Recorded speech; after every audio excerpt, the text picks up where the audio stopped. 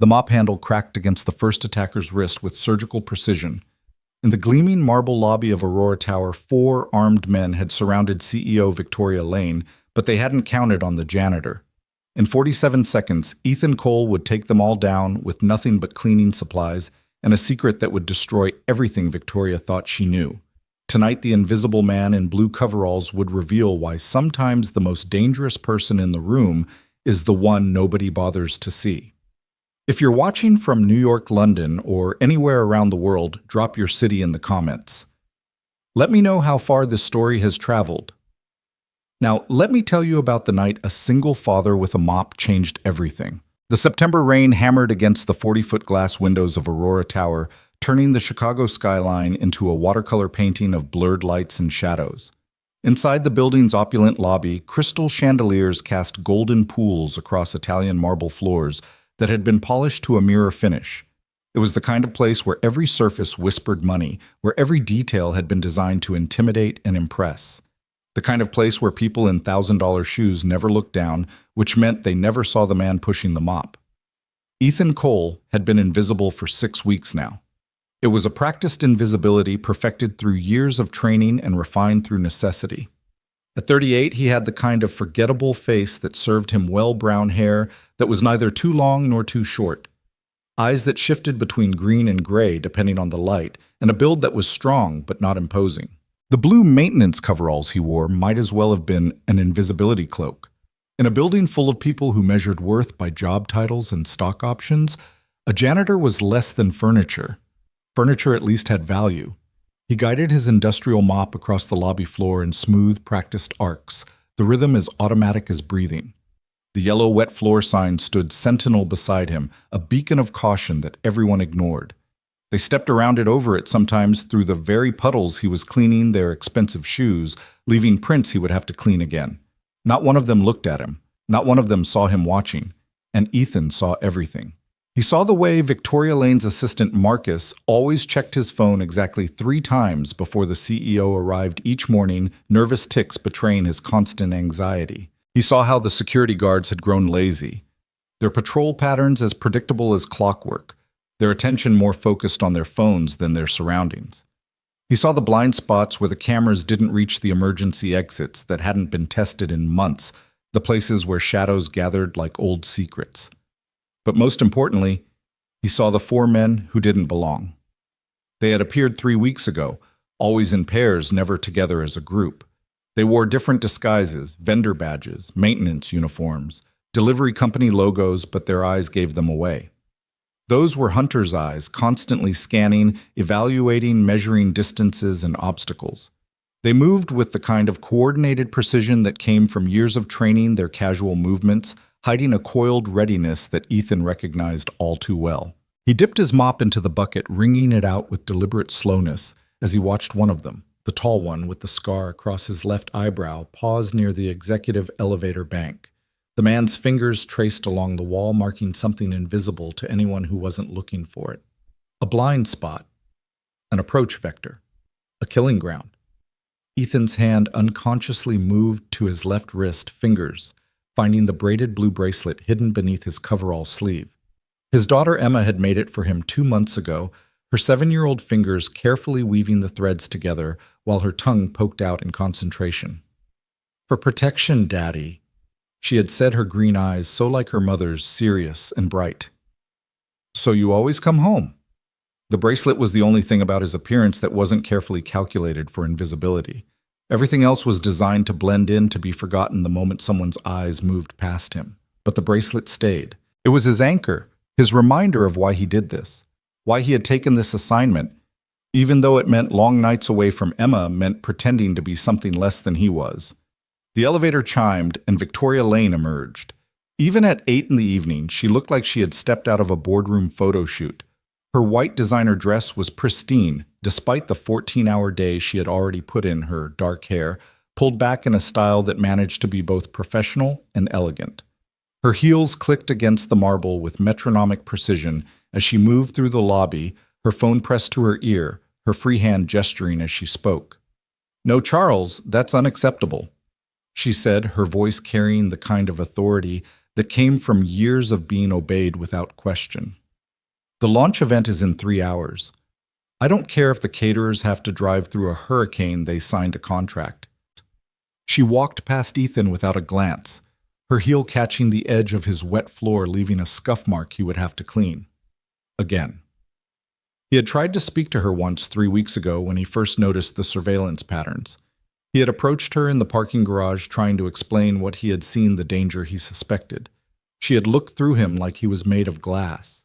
Security concerns should be directed to the appropriate department, she had said, not even slowing her stride. I'm sure they'll give your observations all the attention they deserve. The dismissal in her voice had been clear. What could a janitor possibly know about security threats? What could someone who pushed a mop for a living understand about the complex dangers facing a Fortune 500 CEO? Ethan had filed his report with building security anyway. It had been rejected within an hour. Unnecessary expense, the email had said. No credible threat identified. Now, 3 weeks later, the 4 men were moving into position. The scarred one was by the elevator. Another shorter, built like a boxer with hands that had seen violence, stood near the main entrance, ostensibly checking his phone, but really watching the security desk. The third man, thin and nervous-looking, with wire-rimmed glasses that did nothing to hide his calculating eyes, had positioned himself near the emergency exit. And the fourth? Ethan's mop stopped moving. The fourth man was walking directly toward Victoria. This one was different from the others. Older, maybe 50, with silver streaking through his dark hair and a suit that actually fit properly. He moved with easy confidence, like someone who belonged here, his smile practiced and warm. He was the type who could talk his way past security, who could stand next to his target for 20 minutes without raising an alarm. He was the killer. Ethan had seen his type before in places where the sand never stopped blowing and the heat made everything shimmer like a mirage. The ones who got close, who smiled right until the moment they struck. The ones who made death personal. Miss Lane. The man's voice was cultured, carrying just a hint of an accent that Ethan couldn't quite place. European, maybe. Or someone who had worked very hard to sound like they were from everywhere and nowhere at once. I'm David Ashford from the Weinstein Group. I believe we have a mutual interest in the Arcadia acquisition. Victoria paused, her phone still pressed to her ear. She held up one finger weight and continued her conversation. Charles, I have to go. Handle it. She ended the call and turned to face the man, her expression professionally neutral. Mr. Ashford, I don't recall having a meeting scheduled. My apologies for the ambush, Ashford said, his smile widening just enough to show perfect white teeth. I'm only in town for the evening, and when I heard about your launch event, I thought I might catch you before the chaos begins. 5 minutes of your time, I think you'll find what I have to say very interesting. Ethan moved closer, his mop leaving wet trails across the marble. The other 3 men had shifted positions, creating a loose box around Victoria and Ashford. It was subtle, professional. Anyone watching would see only random people going about their business. But Ethan saw the trap closing. Victoria glanced at her watch, a Patek Philippe that cost more than most people made in a year. I really don't have time, Mr. Ashford. Perhaps you could schedule something with my assistant. I'm afraid this can't wait. Something in Ashford's tone changed, a subtle hardening that made Victoria's eyes narrow. You see, Ms. Lane, we need to discuss your company's recent expansions into certain international markets. Markets where your presence has become, shall we say, problematic. I don't know what you're talking about. Victoria's voice had gone cold, the CEO mask sliding into place.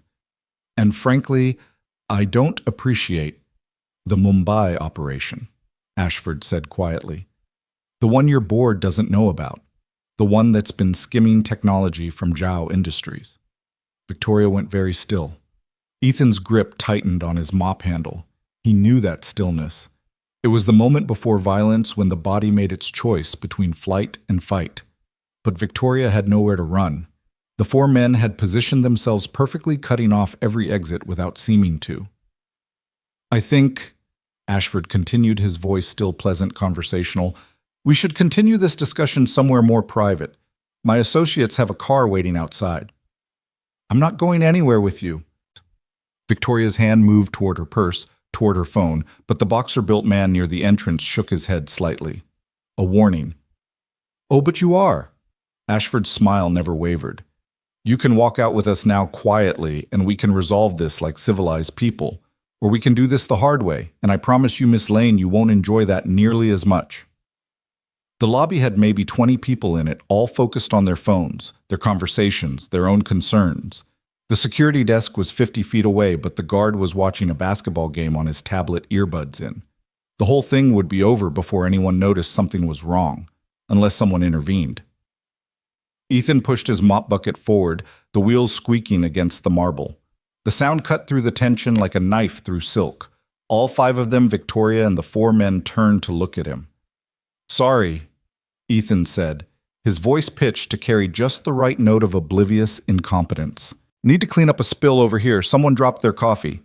He pushed the bucket between Victoria and Ashford, forcing the older man to step back.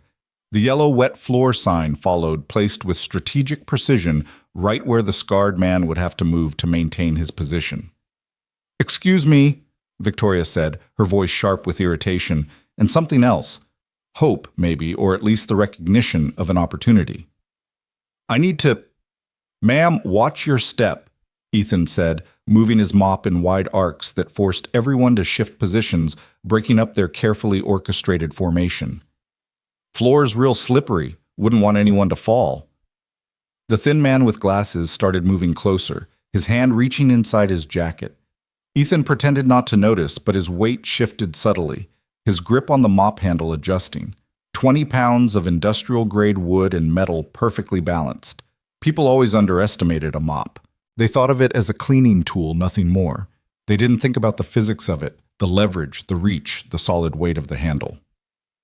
"You need to move along," Ashford said, his cultured voice developing an edge. "This is a private conversation."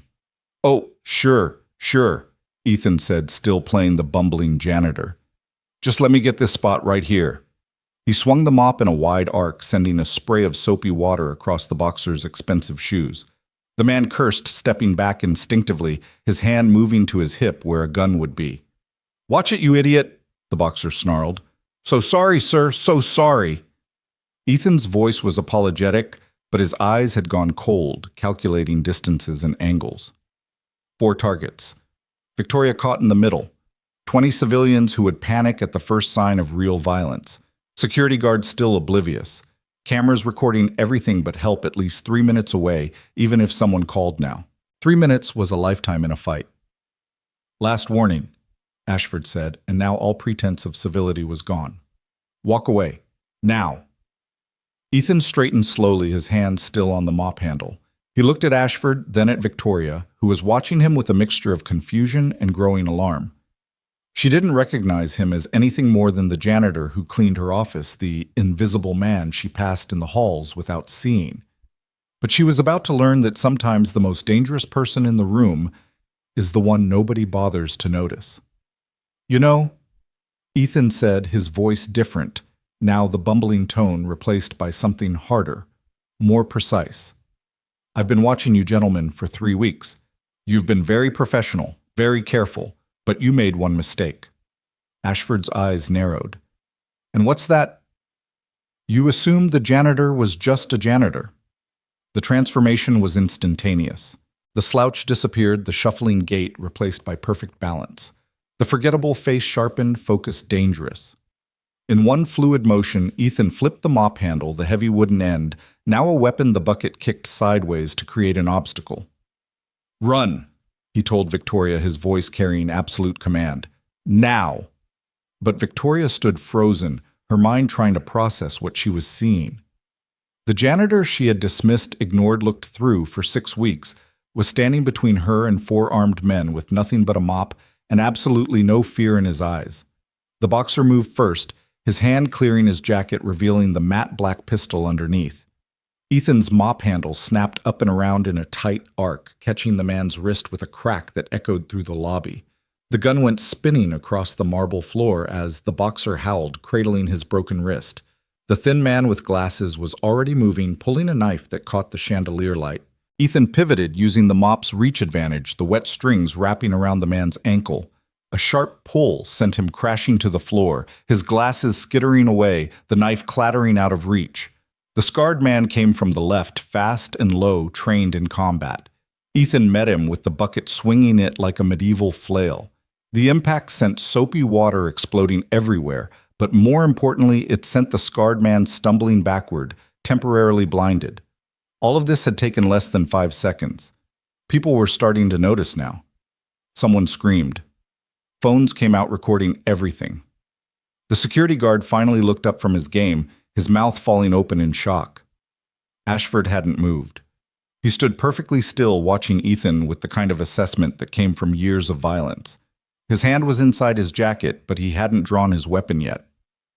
"Interesting," he said. "You're not really a janitor, are you?" "I'm exactly what I appear to be," Ethan replied, keeping the mop handle between them like a staff. "A man doing his job." "And what job would that be?"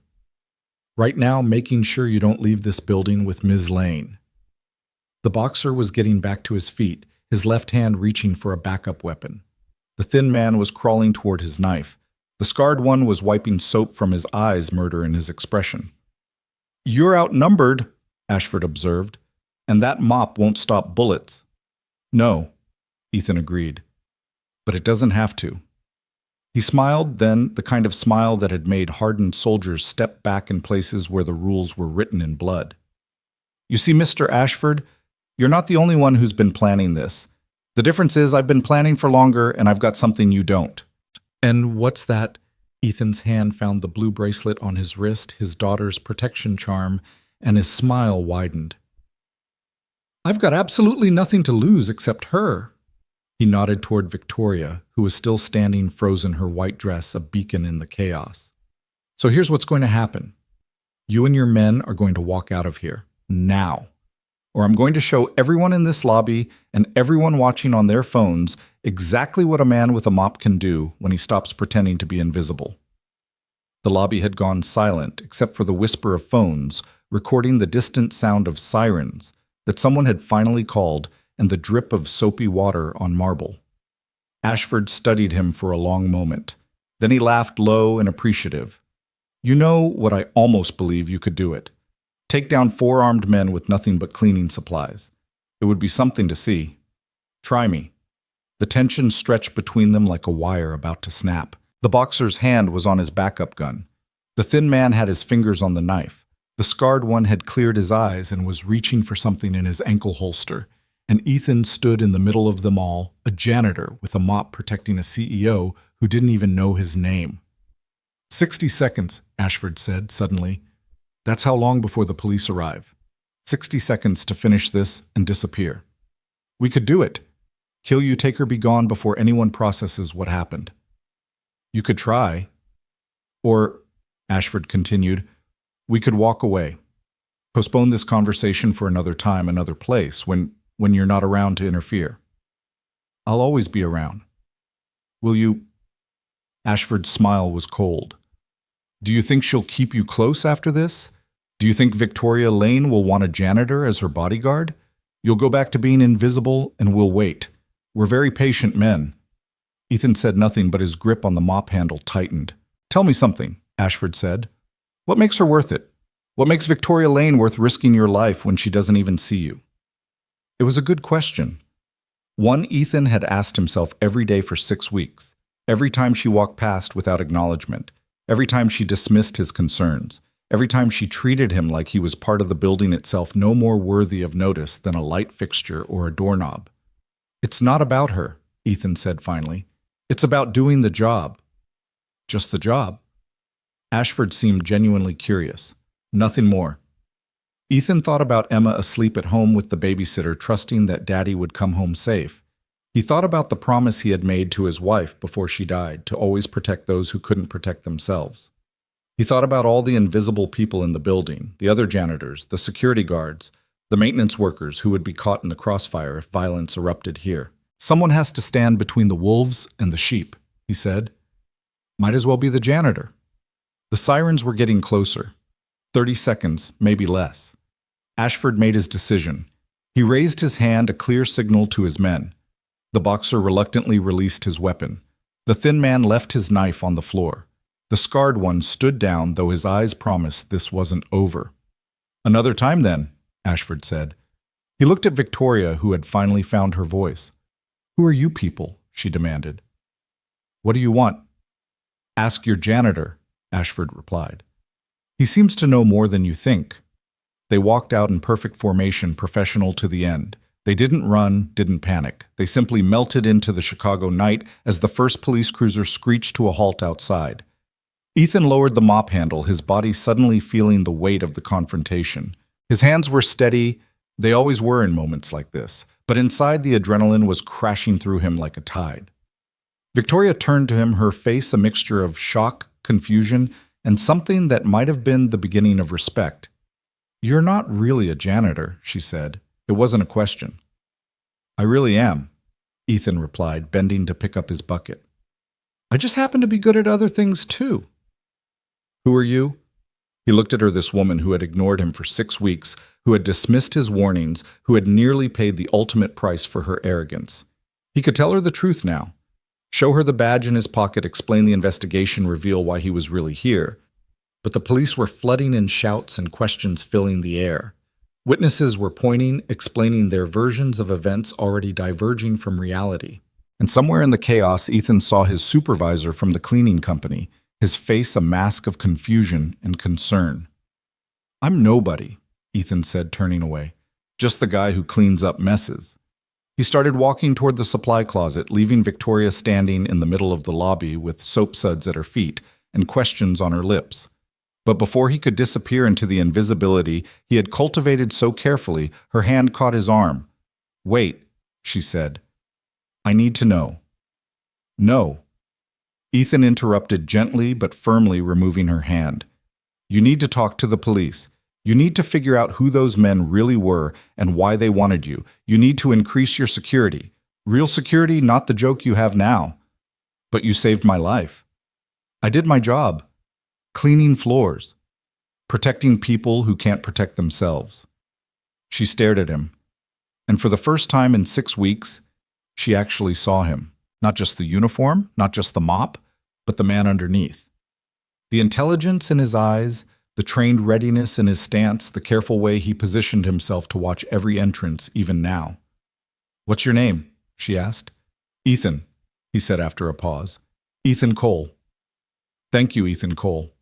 He nodded, then looked past her to where the police were setting up a perimeter, taking statements, trying to make sense of what had happened. His handler would want a report. The investigation was blown. There was no way he could maintain his cover after this. 6 weeks of careful work destroyed in 47 seconds of necessary violence. But Victoria Lane was alive, and 4 dangerous men had been exposed. Sometimes that had to be enough. "Ms. Lane," a police detective was calling, "we need to speak with you." She looked back at Ethan, but he was already moving away, slipping back into the role of the invisible janitor. By the time she turned back to look for him again, he had vanished into the labyrinth of service corridors and supply rooms that the important people never saw. In the supply closet, Ethan finally allowed himself a moment to breathe. His hands were shaking now, delayed reaction, the price of forcing calm during chaos. He pulled out his phone, knowing he needed to call this in, needed to report the blown cover and the attempted kidnapping. But first he looked at the blue bracelet on his wrist, Emma's protection charm, and allowed himself a small smile. "Still coming home, baby girl," he whispered. "Still coming home." The phone rang twice before a familiar voice answered. "Control." "This is Shepard," Ethan said, using his operational code name. "Cover's blown. Had to intervene." There was a pause. "Casualties?" "None. 4 hostiles exposed and withdrew. Target is secure." "Local law enforcement?" "On scene. They'll have questions." Another pause, longer this time. "You were supposed to observe and document Shepard, not engage. They were going to take her. That wasn't your call to make." Ethan's jaw tightened. "With respect, sir, it was exactly my call to make. That's why you put me here." A sigh crackled through the phone. "We'll send extraction in 6 hours. Maintain cover until then if possible." "Understood." "And Shepard, good work." The line went dead. Ethan tucked the phone away and looked at himself in the cracked mirror above the utility sink. 6 weeks of being invisible, of documenting every security breach, every suspicious activity, every sign of internal corruption at Aurora Corporation. He had enough evidence to bring down half the board of directors, to expose a network of corporate espionage that reached into 3 continents. But tonight, none of that mattered as much as the simple fact that Victoria Lane was alive. He picked up his mop and bucket, checking them for damage. The handle had a small crack where it had connected with the boxer's wrist, but it would hold. The bucket was dented but functional. Tools of the trade unremarkable and overlooked but effective in the right hands. Outside the supply closet, he could hear the chaos continuing. Police radios crackling, witnesses being interviewed, theories being formed that would probably be nowhere near the truth. By morning, there would be a dozen different versions of what happened, each one more elaborate than the last. But Ethan knew the truth. 4 men had come for Victoria Lane, and a janitor had stopped them with nothing but a mop and the element of surprise. He thought about Ashford's question, what makes her worth it? The answer wasn't complicated. It wasn't about Victoria Lane specifically. It was about the principle of the thing. The strong shouldn't be allowed to prey on the weak just because they can. Those with power shouldn't be permitted to destroy those without it simply because it's convenient. Someone had to stand in the gap, even if that someone was just a janitor with a troubled past and a talent for violence. His phone buzzed. A text from an unknown number, but Ethan recognized the routing signature. Ashford. This isn't over. She has something we need. Stay out of our way, or next time we won't be so civilized. Ethan deleted the message without replying. Let them come. He had 6 hours before extraction, 6 hours to make sure Victoria Lane understood the danger she was in, 6 hours to prepare her for what was coming. He stepped out of the supply closet and immediately encountered chaos. The lobby was swarming with police, the elegant space transformed into a crime scene. Yellow tape cordoned off the area where the confrontation had occurred. Crime scene technicians were photographing everything marking the position of the weapons that had been dropped, the soap spills that had become evidence. Through it all, Victoria stood like an island of composure in her white dress, talking to what looked like a senior detective. But Ethan could see the tremor in her hands, the way she kept touching her throat, the classic signs of delayed shock. He started mopping again, working his way gradually closer, just another part of the background noise. The detective was asking her about enemies, about threats, about why someone might want to kidnap her. I don't know, Victoria was saying. I mean, yes, I have competitors, business rivals, but nothing like this, nothing violent. What about the Mumbai operation the man mentioned? The detective asked. Victoria's face went carefully blank. I don't know what he was talking about. It was a lie, and not a particularly good one. The detective knew it too, Ethan could tell, but he also knew he wouldn't push. Not here, not now, not with a CEO of Victoria's stature. That was a conversation for lawyers and boardrooms, not crime scenes. We'll need you to come to the station, the detective was saying. Make a formal statement. Of course. Just let me...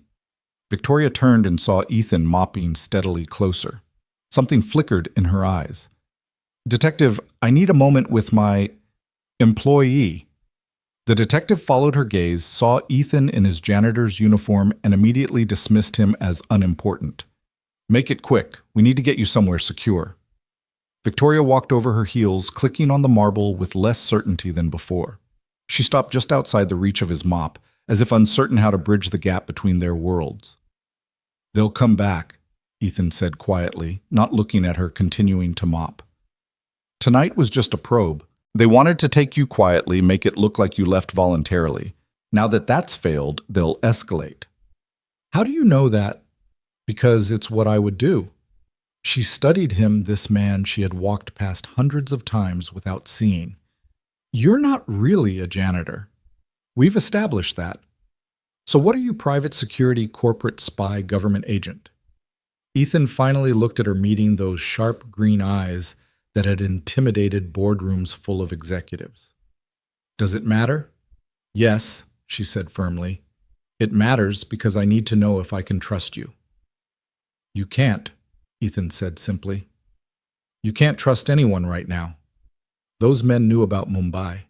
That means someone inside your organization is feeding them information, someone high enough to know about your off-the-books operations. Victoria's face paled. That's impossible. Only 3 people know about... She stopped herself. 3 people plus whoever they told, Ethan continued. Plus their assistants who might have overheard something, plus the IT people who maintain the secret servers, plus the accounting team that hides the money transfers. Secrets are like water, Ms. Lane. They always find a way to leak. You know about Mumbai. I know about a lot of things, including the fact that you're about to make a very stupid mistake. What mistake?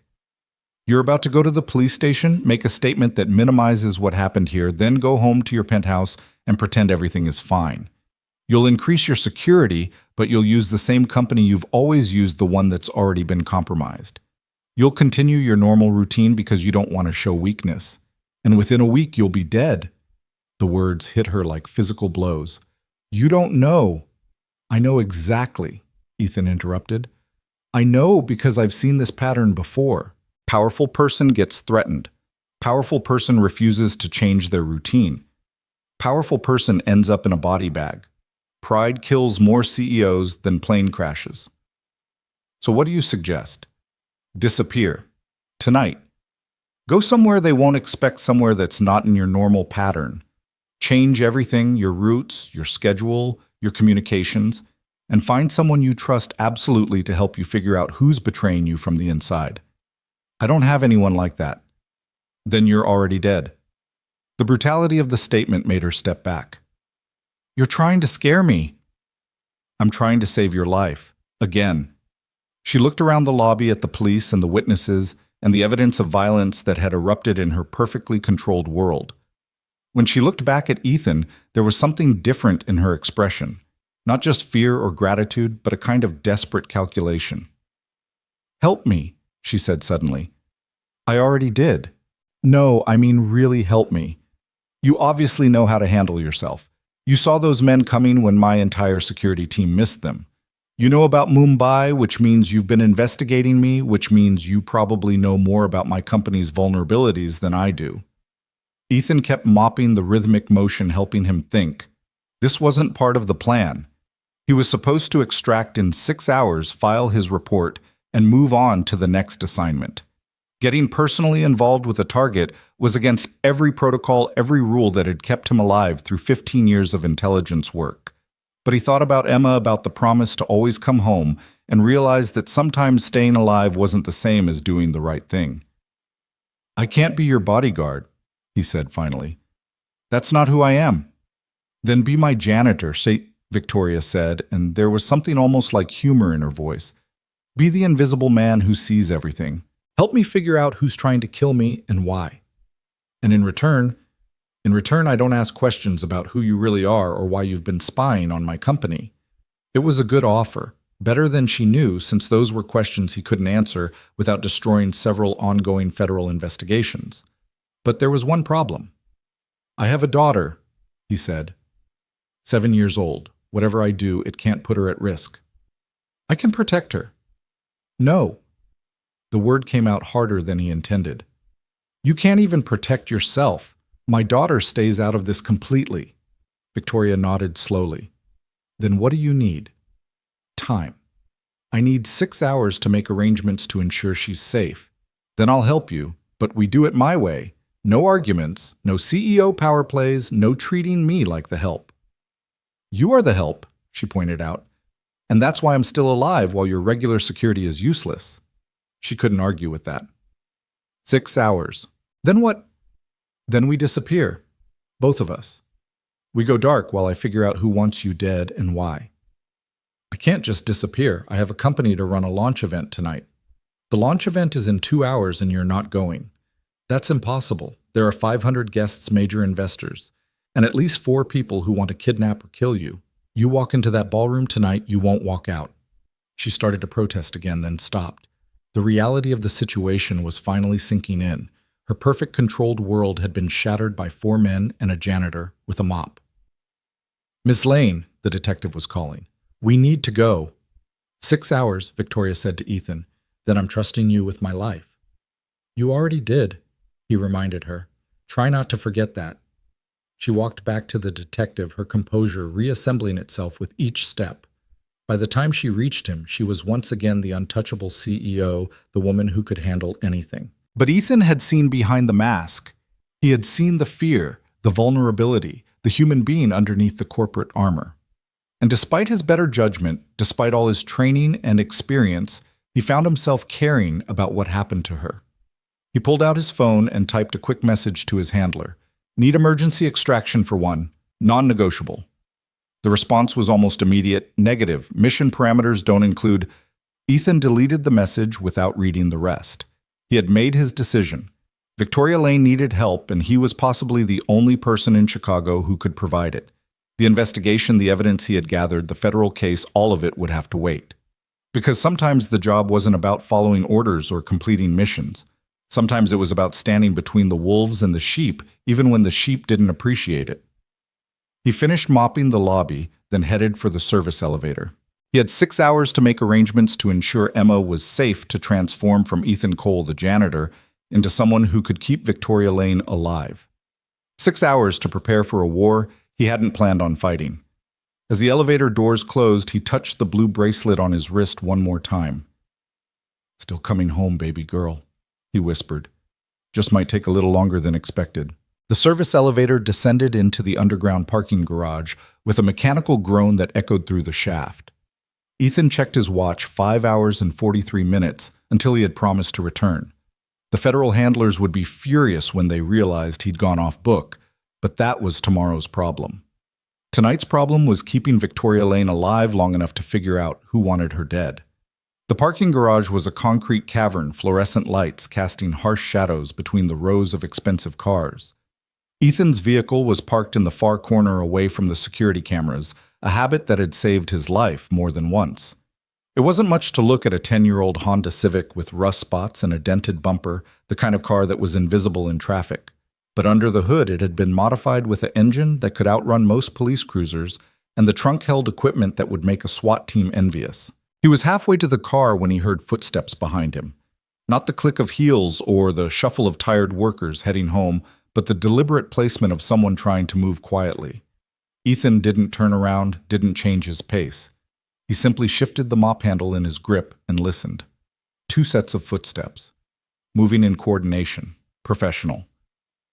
"Mr. Cole," a woman's voice called out. Not Victoria. Someone younger, with a slight accent he couldn't quite place. "We need to talk." Ethan stopped but didn't turn. "The building's closed for the night. Police orders." "We're not here about the building." Now he turned slowly, keeping his hands visible but ready. 2 people stood 20 feet away, carefully positioned to cut off his escape routes. The woman was Asian, maybe 30, wearing a designer suit that didn't quite hide the weapon under her left arm. The man beside her was older Caucasian, built like a boxer gone to seed, but still dangerous. "Let me guess," Ethan said. "You're not really here about the janitor job opening." The woman smiled, but it didn't reach her eyes. "My name is Chen. This is Morrison. We represent certain interests that are concerned about tonight's events." "Certain interests? That's beautifully vague." "We know who you are, Mr. Cole, or should I say Agent Shepard." Ethan's expression didn't change, but internally alarms were screaming. His federal cover was blown. These people had sources inside the government, which meant this was bigger than a simple kidnapping attempt. "I think you have me confused with someone else," he said. "I'm just a janitor." "A janitor who took down 4 trained operatives with a mop." Morrison spoke for the first time, his voice gravely damaged. "A janitor who's been documenting every aspect of Aurora Corporation's operations for 6 weeks. A janitor whose daughter is currently at 4257 North Lakewood Avenue with a babysitter named Rosa Martinez." The mention of Emma hit Ethan like a physical blow, but he kept his face neutral. They knew about his daughter. They knew where she was. The game had just changed completely. "What do you want?" he asked, dropping all pretense. "We want Victoria Lane," Chen said simply. "She has something that belongs to our employers, something she stole from the Mumbai operation." "I don't know anything about that." "Of course not. But you're going to help her disappear in approximately 5.5 hours.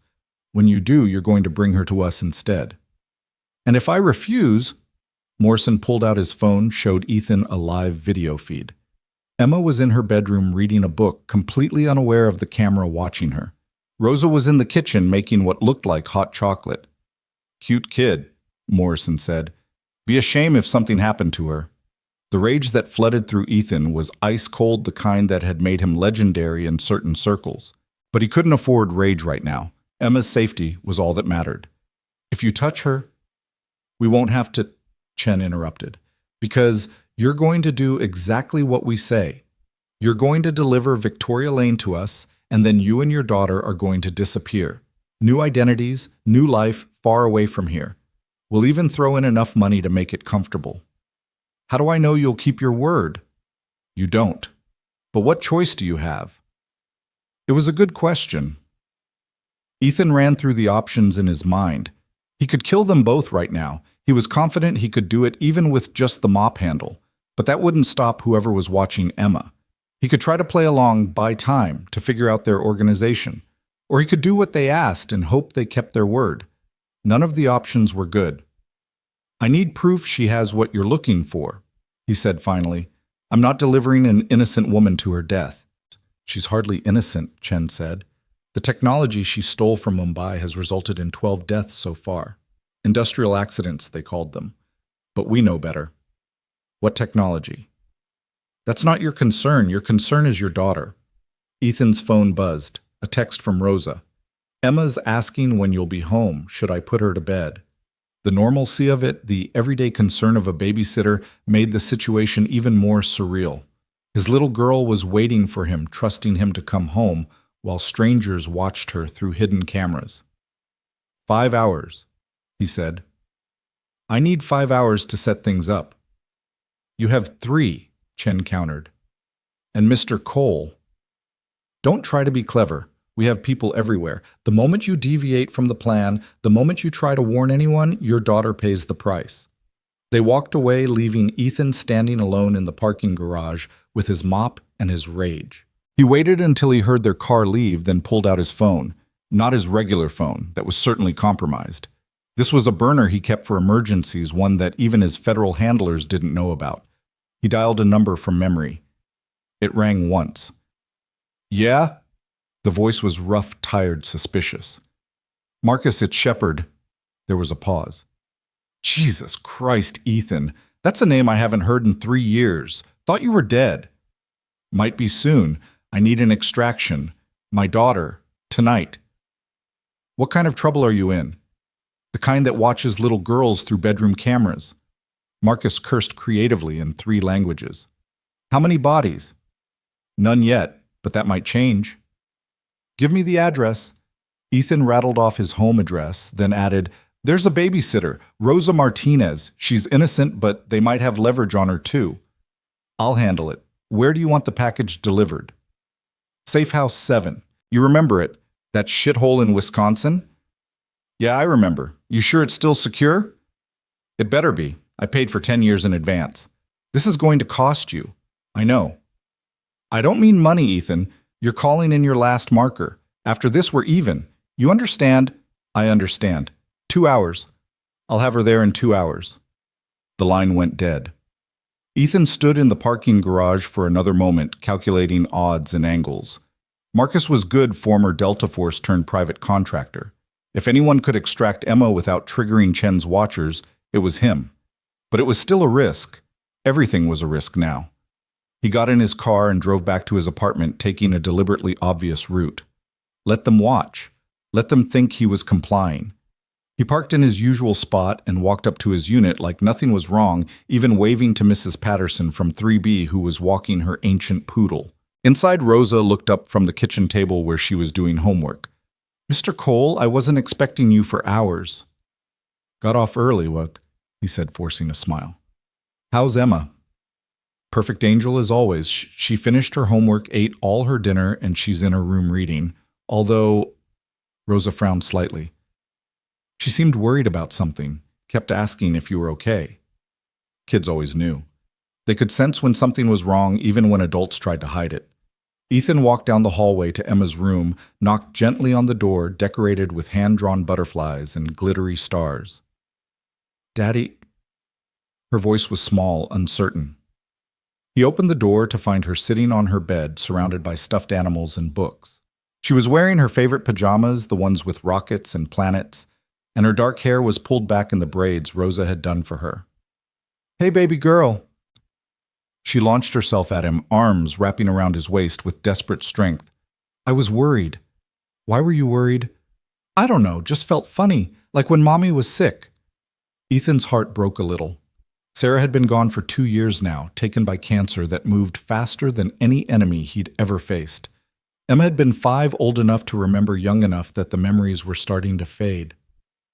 "Everything's okay," he lied, holding her tight. "But hey, you know what? You're going to go on an adventure tonight." She pulled back, looking up at him with those green eyes that were so like her mother's. "An adventure. Remember Uncle Marcus? He's going to take you to the special cabin, the one with the lake, the one where we went fishing. That's the one. You're going to stay there for a few days, like camping. But what about school? It's a special holiday, just for you." She studied his face with that intense focus children had when they knew adults weren't telling them everything. "Are you coming too?" "I'll be there soon. I just have to finish some work first." "Is it dangerous work?" He couldn't lie to her, not completely. "A little bit, but you know what protects me." She touched the blue bracelet on his wrist. "My protection charm. That's right. As long as I have this, I'll always come home to you. Promise.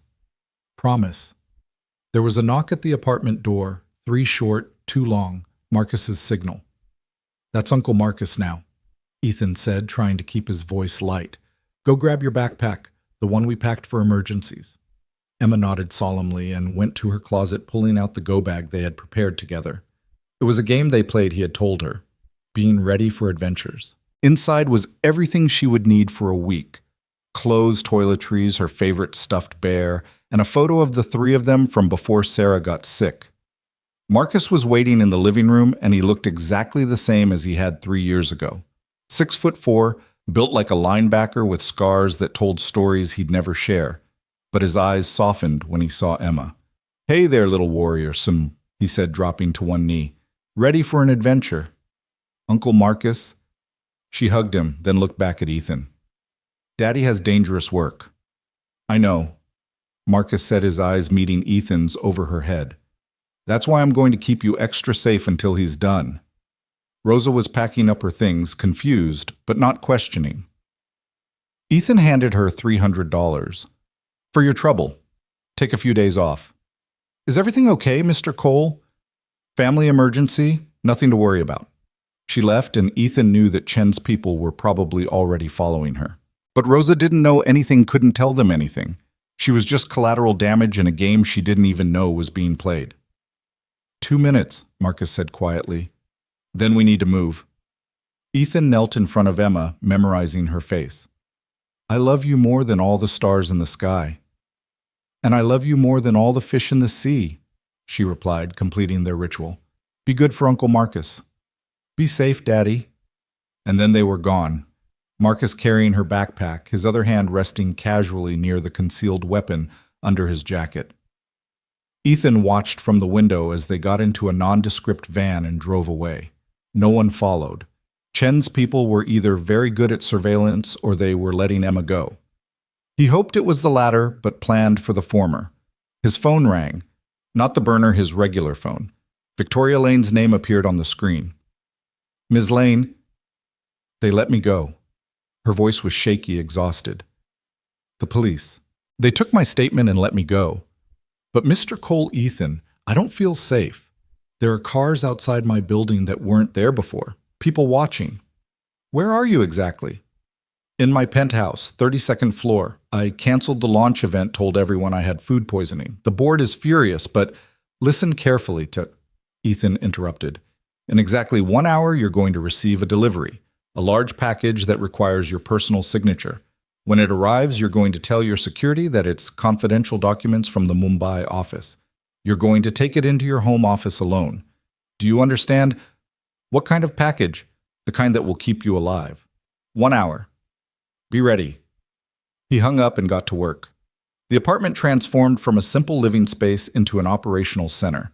He pulled equipment from hidden compartments, weapons, communications gear, surveillance countermeasures. The mop handle unscrewed to reveal a blade that could cut through body armor. The bucket had a false bottom hiding flashbang grenades. Everything a janitor needed for a very bad night.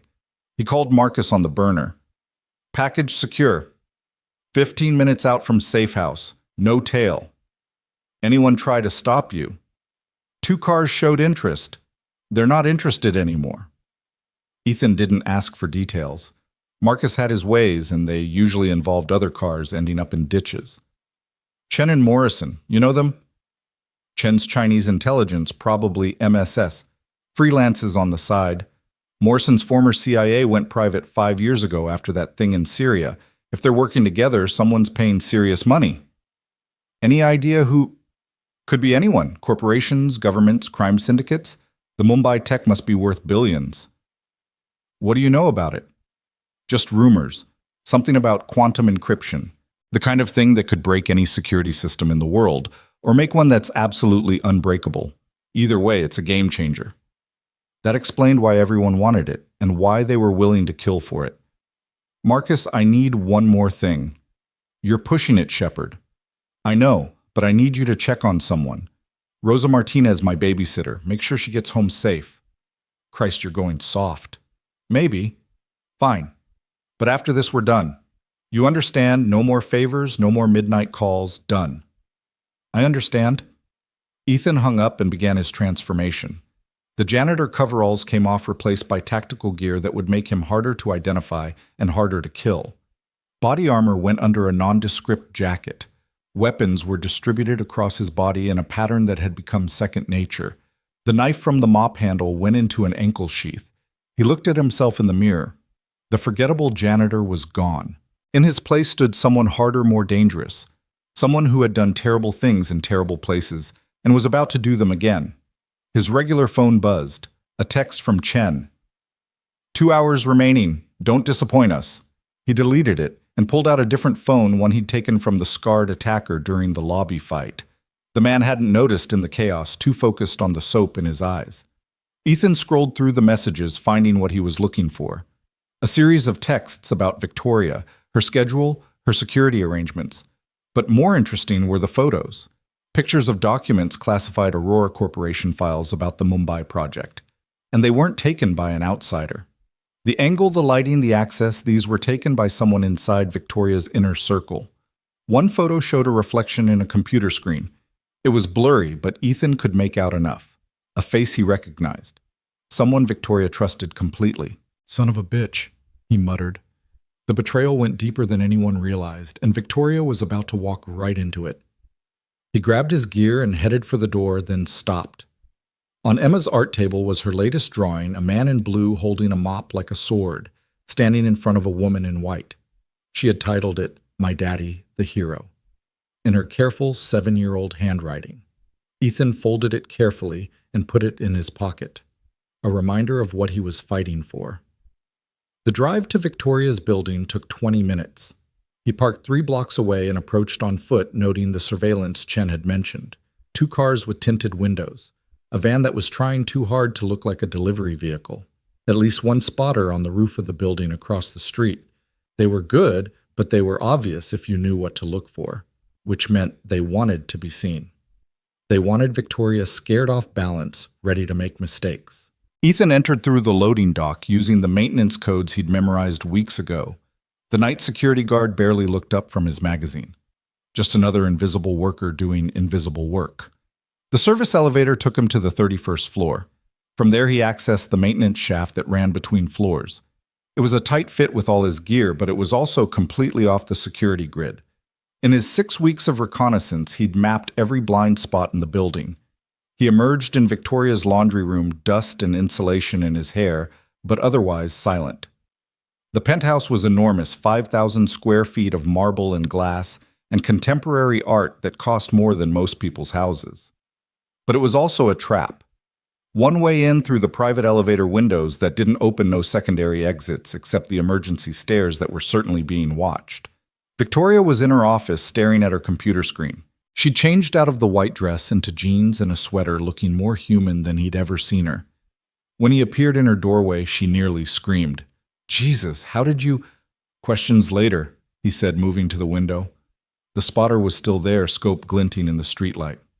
"We have maybe 40 minutes before they realize I'm here." Before who realizes Ethan what's going on? He turned to face her decision time. Tell her the truth and risk her reaction, or keep her in the dark and risk her making a fatal mistake. The men who tried to take you tonight, they want something you took from Mumbai.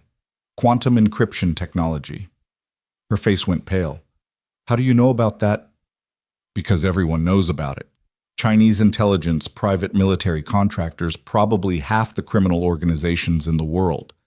You stole something that could destabilize global security, and now everyone wants it. I didn't steal anything. It was developed by my company, using research taken from a Chinese laboratory, research that was itself stolen from an American defense contractor, who probably stole it from the Russians.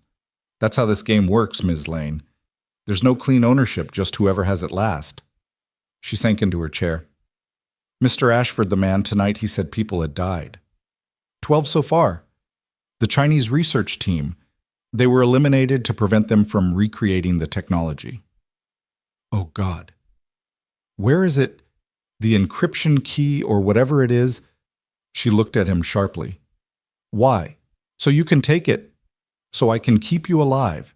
They think you have it as long as they believe that you're valuable. The moment they learn otherwise, I don't have it. The words hung in the air like a death sentence. What do you mean you don't have it? I mean, it's not here. It's not in some vault or safety deposit box. The technology, it's not a device or a program. It's an algorithm, a mathematical proof that only exists in one place. Where, she tapped her temple. Here, in the head of the person who actually created it. Who? Dr. James Park, my chief technology officer. He memorized the entire algorithm, then destroyed all records of it. He said it was too dangerous to exist in any form that could be stolen. Ethan processed this information, puzzle pieces clicking into place. Park's the one who betrayed you. That's impossible. James has been with me for 10 years. He's like family. He's the one who told them about Mumbai. He's been feeding them information, probably promised them the algorithm in exchange for something. But then he realized he could get more by playing all sides. You're wrong. Ethan pulled out the phone he'd taken, showed her the photos. Look at the reflection in this one.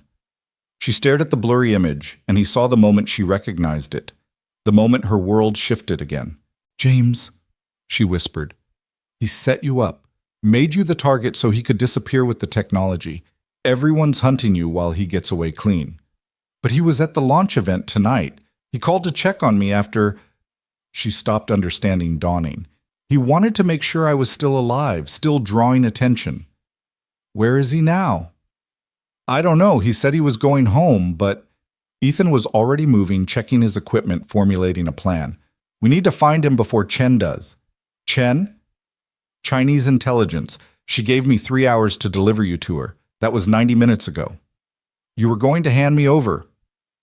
They have leverage. Had leverage. It's been neutralized. Victoria stood up, anger flashing in her eyes. You were going to trade me?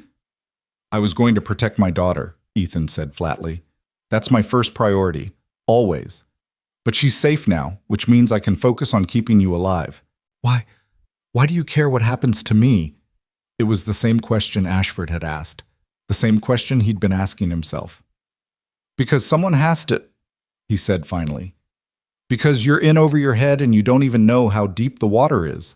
Because despite being an arrogant, dismissive executive who treats people like furniture, you don't deserve to die for Park's greed. She flinched at the description but didn't argue. So what do? We find Park before anyone else does, and we make him give up the algorithm. He won't. He'd die first. He believes it's his life's work, his legacy. Then he'll die. But first he'll talk. The coldness in Ethan's voice made her step back. You're not really federal agent, are you? I am, just not the kind you're thinking of. What kind? The kind they send when diplomacy fails and war isn't an option.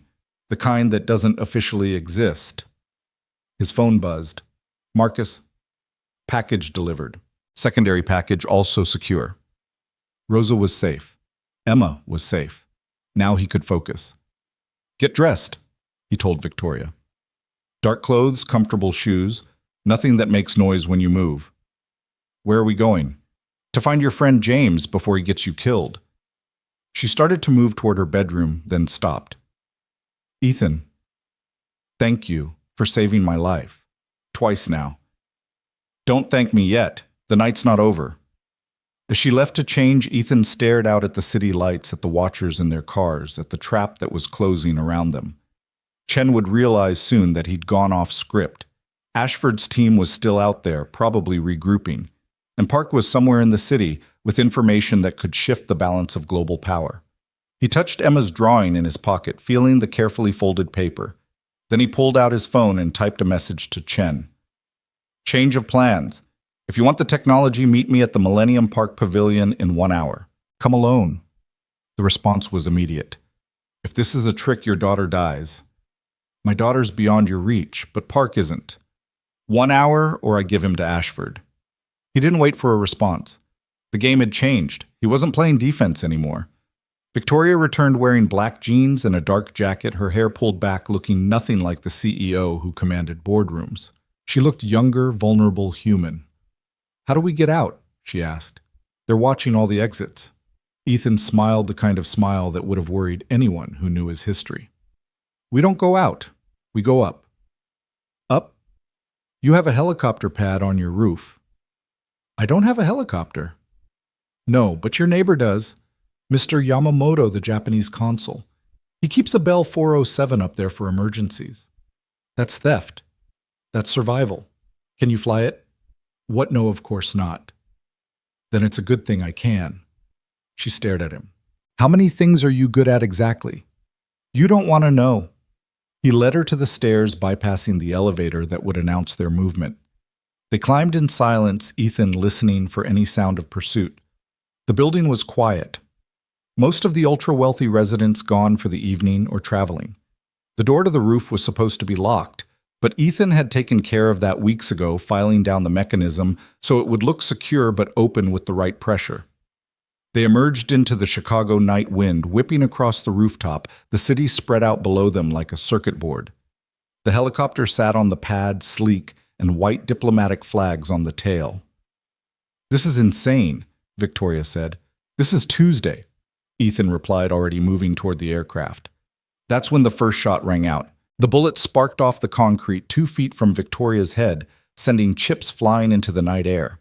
Ethan grabbed her, pulling her behind the helicopter's landing gear as 2 more shots followed the suppressed rounds, making soft thuds as they hit the aircraft's fuselage.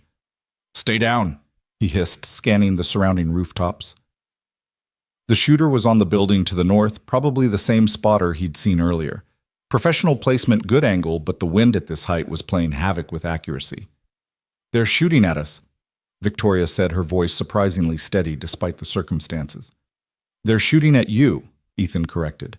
I'm just in the way. He pulled out his phone, did a quick calculation of angles and distances. The shooter had them pinned, but only as long as they stayed near the helicopter. The moment they tried to reach the access door, they'd be exposed. Unless... Can you get to the pilot's seat? He asked Victoria, while someone's shooting at us. The angle's wrong. He can't hit you if you stay low and go around the other side. I need you to start the pre-flight sequence. I told you I can't fly. You don't need to fly it. Just start it. Big red button on the console, then flip every switch that's lit up. Can you do that? She nodded, fear and determination warring in her eyes. What are you going to do? What I'm good at! He gave her a push, and she scrambled around the helicopter's nose, using the aircraft as cover. The shooter fired twice more, trying to track her movement, but the rounds went wide. Ethan counted the seconds, measuring the shooter's rhythm. Most snipers followed patterns, especially under pressure. This one was firing every 3 to 4 seconds, taking time to readjust for wind. The helicopter's engine began to whine rotors, starting their slow initial rotation. The noise would draw attention, but it would also mask other sounds, like the sound of Ethan sprinting across the rooftop. He broke from cover between shots, running low and fast toward the maintenance shed on the far side of the roof. The shooter tried to track him, but Ethan had timed it perfectly. By the time the next round came, he was already behind the shed, breathing hard but intact. From his new position, he could see the muzzle flash on the opposite building. 6th-floor corner apartment.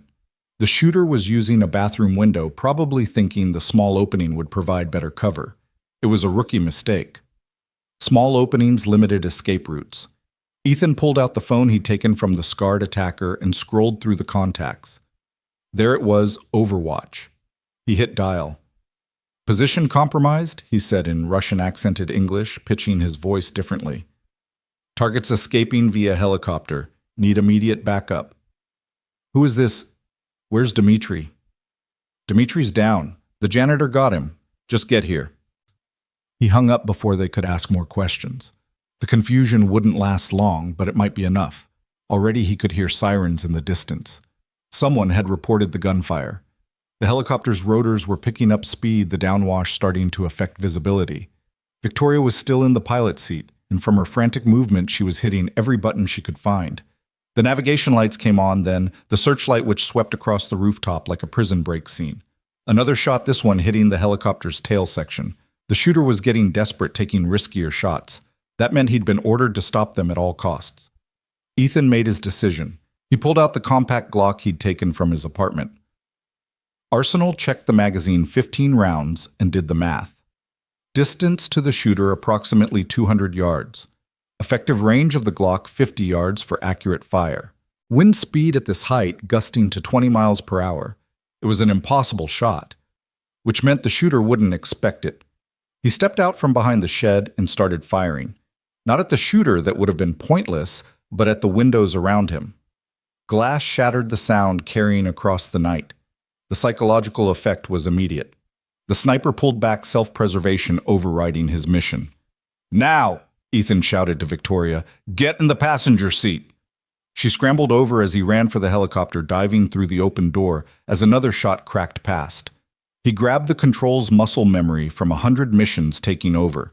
The aircraft was already warmed up, Victoria's button pushing having accidentally completed most of the startup sequence. "Buckle up," he said, pulling on the collective. The helicopter lifted off just as the roof access door burst open. 3 men emerged, weapons raised, but it was too late. They were already 20 feet up and climbing the Chicago night spreading out below them. "Oh God, oh God, oh God," Victoria was chanting, gripping her seat with white knuckles. "You're fine," Ethan said, banking hard to the left to avoid any potential rocket-propelled grenades. "Just don't look down." "Where are we going?" "First, we're going to make them think we're heading for the airport, then we're going to disappear." He flew low, threading between buildings, using the urban landscape as cover. The helicopter wasn't made for this kind of flying, but it was responding well enough. Behind them he could see lights, police probably, though Chen's people might have their own aircraft. His phone buzzed. "Chen, very clever, but you just signed your death warrant." He handed the phone to Victoria. "Text her back. Tell her Park's at the Millennium Park Pavilion. Tell her she has 30 minutes before Ashford gets there." "But that's not true." "No, but she doesn't know that. And neither does Ashford, who's certainly monitoring her communications." Victoria typed the message, her fingers shaking slightly. "You're playing them against each other. While we go after the real prize. Park. Park." Ethan banked right, heading toward the lake. Where would he go if he knew everyone was hunting him? Where would he feel safe? Victoria thought about it. His boat! He has a yacht moored at Belmont Harbor, the Quantum Leap. He practically lives on it during the summer. Of course he named it that. Ethan adjusted their heading. How big? 60-footer. Full electronic suite, satellite communication, the works. He could run his entire operation from there. And sail to international waters if things got hot. You think he's planning to run? I think he's been planning this for months. The betrayal, the misdirection making you the target. He's probably already transferred his money offshore, set up new identities. All he needs is to get 12 miles out, and he's in international waters. The harbor appeared below them, hundreds of boats bobbing in their slips. Ethan brought the helicopter down low, skimming just above the water. The move was illegal and dangerous, but it would keep them off civilian radar. There, Victoria pointed. Slip 47. The big one with the blue hull. Ethan could see it lit up like a Christmas tree. Park was definitely aboard, and from the activity on deck, he was preparing to leave. Two men were working on the mooring lines while Park himself was visible in the wheelhouse. He's got security, Ethan noted. Professional by the look of them. James always traveled with bodyguards, said it was necessary given the sensitive nature of his work. More likely he knew this day would come. Ethan brought the helicopter around looking for a place to land. The harbor parking lot was too exposed, but there was a small park nearby, dark and empty at this hour. He sat down between two rows of trees, the rotors whipping branches into a frenzy. "Stay here," he told Victoria, shutting down the engine. "Like hell, James betrayed me. I'm coming with you."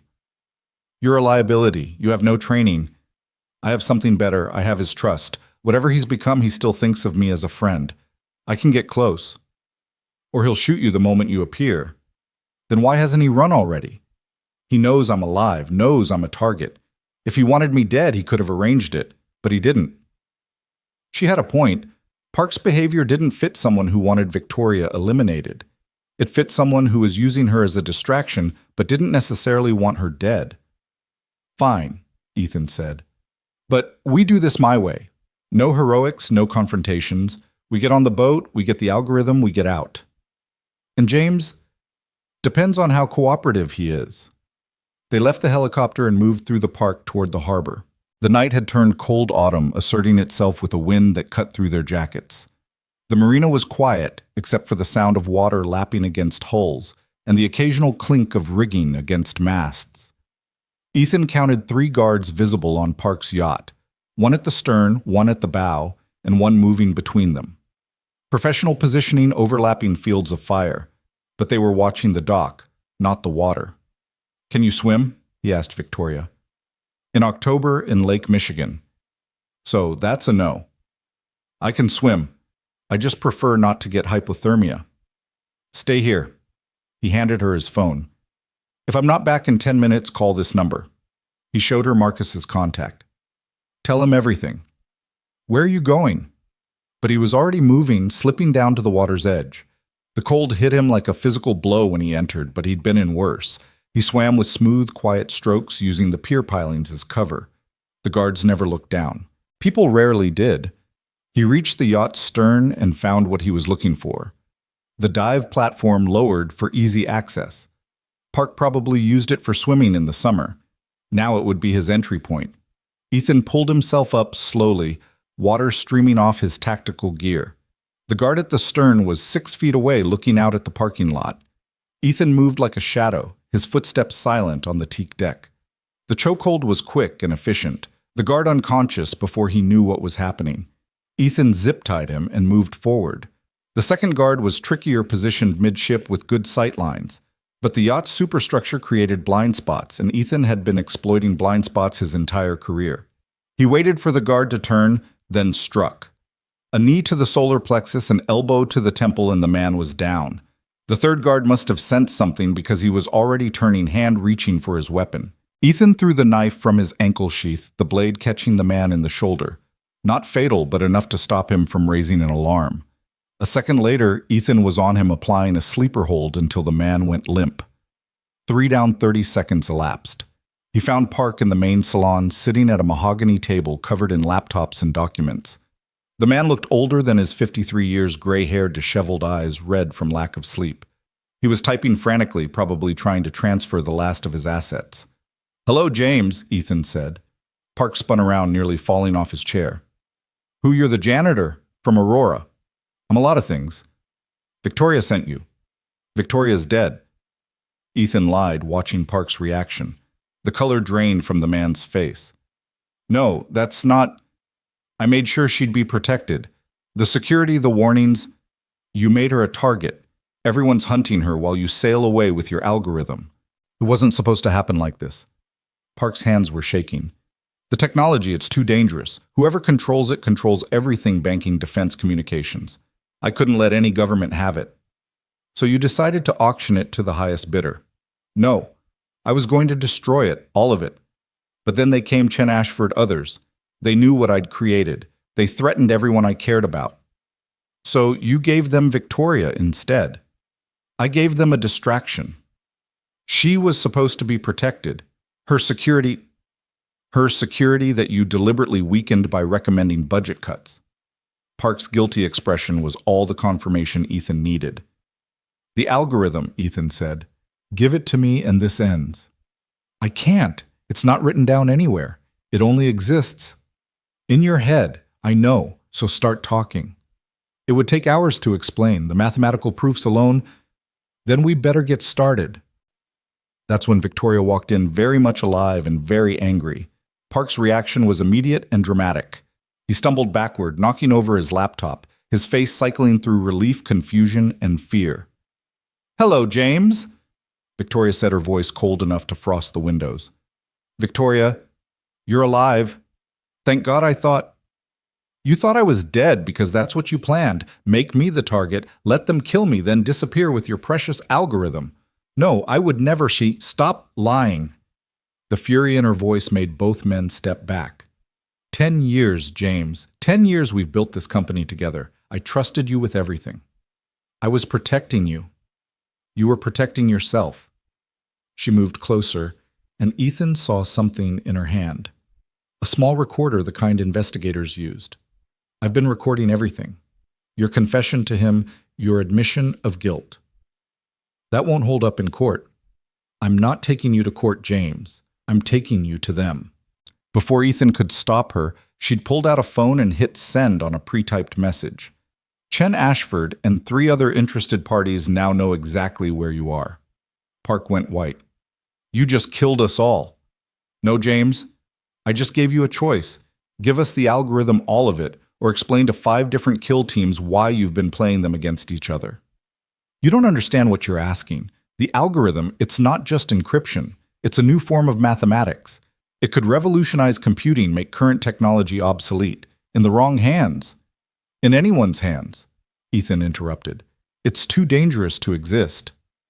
Both Victoria and Park looked at him in surprise. You want to destroy it? Victoria asked. I want to control it long enough to destroy it properly. No copies, no partial records, no way to reconstruct it. That's impossible, Park said. Even if I gave you the complete algorithm, others have pieces. The Chinese have the theoretical framework. The Russians have the application protocols. The Americans have me, Ethan said, and I'm telling you, we're going to burn it all. Who are you? Park demanded. Someone who's seen what happens when weapons get too powerful for humans to control responsibly. Sirens were approaching. Multiple vehicles coming fast. 5 minutes, Ethan said. Maybe less. Park looked between them, then at his computers. I can't. Even if I wanted to, the algorithm would take hours to fully explain. Then give us something, Victoria said. Something to buy time. Park was sweating now, despite the cold night air coming through the open door. There's a kill switch. A mathematical contradiction built into the algorithm. If you introduce it into any system using the encryption, it causes a cascade failure. What kind of kill switch? A number. A specific prime number that I discovered. It's the mathematical equivalent of dividing by 0. It makes the entire system impossible. Give it to us.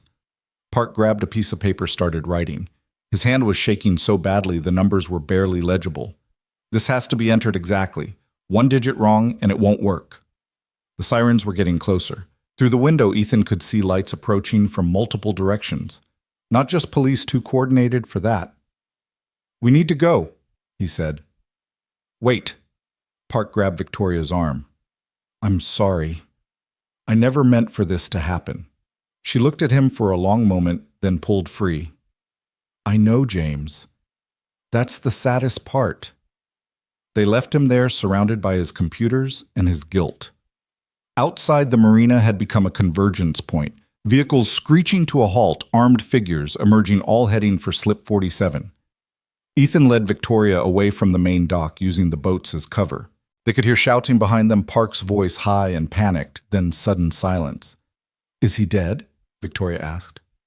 Probably, or worse, taken for interrogation. They reached the park where the helicopter waited. But as they approached, Ethan saw movement. Someone was already there, standing beside the aircraft with casual confidence. Ashford.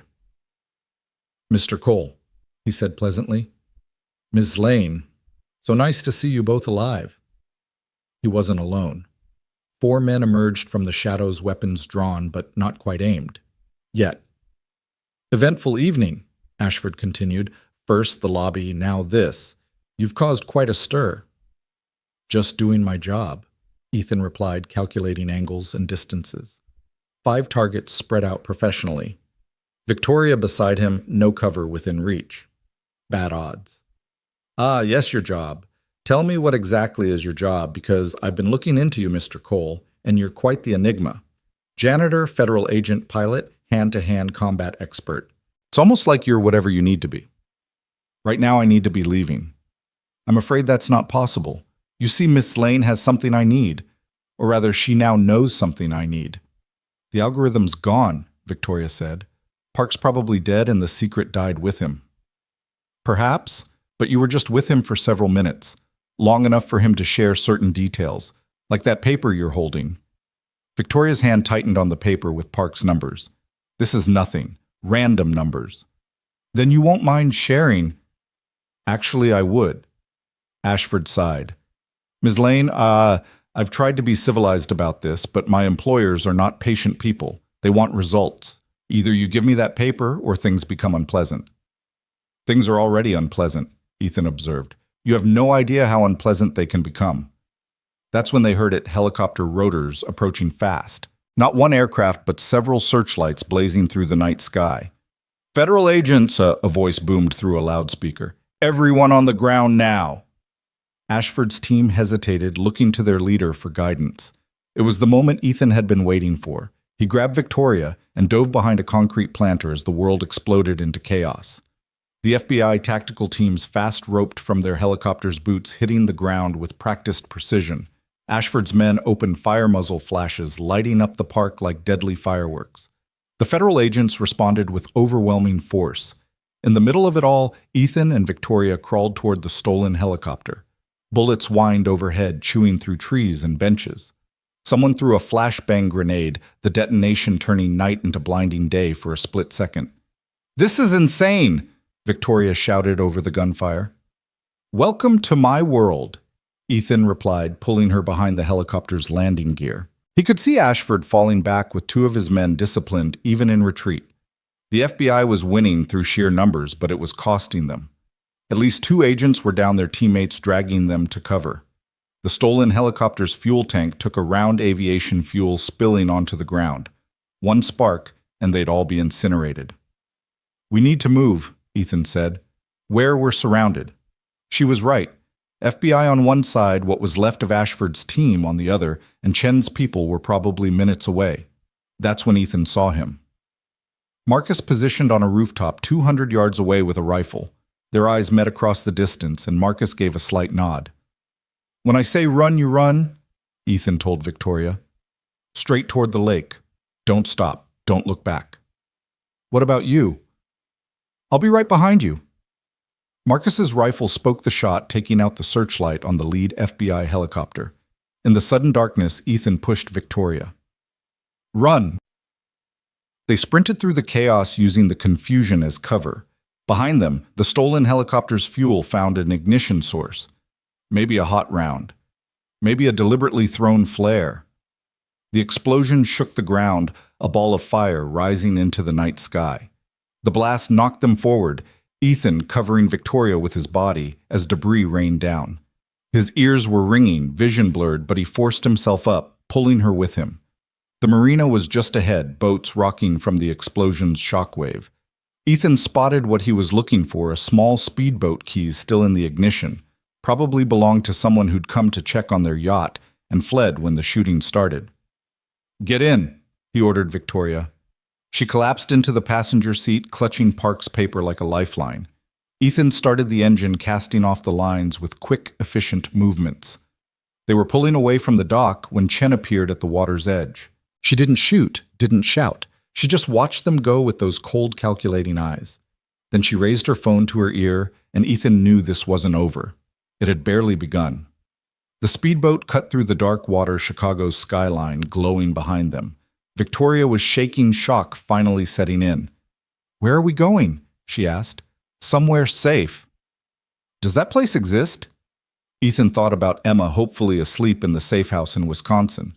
He thought about the paper in Victoria's hand, potentially holding the key to destroying a technology that should never have existed. He thought about the bodies piling up, the global powers converging on Chicago, the war that was about to erupt over mathematics and ambition. "We'll make it exist," he said. Behind them, the fire from the helicopter reflected off the water like a funeral pyre for the old world. Ahead lay darkness and uncertainty, but also possibility. The boat disappeared into the night, two people carrying the weight of a secret that could change everything, pursued by enemies who would stop at nothing to possess it. And somewhere in Wisconsin, a 7-year-old girl slept peacefully, unaware that her father was fighting to make sure she grew up in a world where some weapons were too dangerous to exist.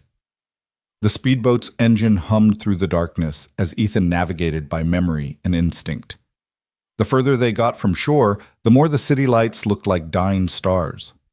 Victoria hadn't spoken for 10 minutes, her knuckles white as she gripped both the seat and Park's paper. "We can't run forever," she finally said. "We don't need forever, just long enough." "Long enough for what?" "To make them believe the algorithm is gone." She turned to look at him, her face pale in the boat's dim running lights. "But it's not gone. This kill switch, if it's real, if it works, it's just another version of the weapon. Which is why we're going to destroy it too, after we use it." "Use it how?" Ethan adjusted their course, aiming for a point on the shore he'd scouted weeks ago. "Every major intelligence agency in the world is about to converge on Chicago. They'll tear the city apart looking for you, for Park, for any trace of the algorithm. But what if we give them something else to focus on? Like what? Like proof that the algorithm is already being used against them." Victoria was quiet for a moment, processing.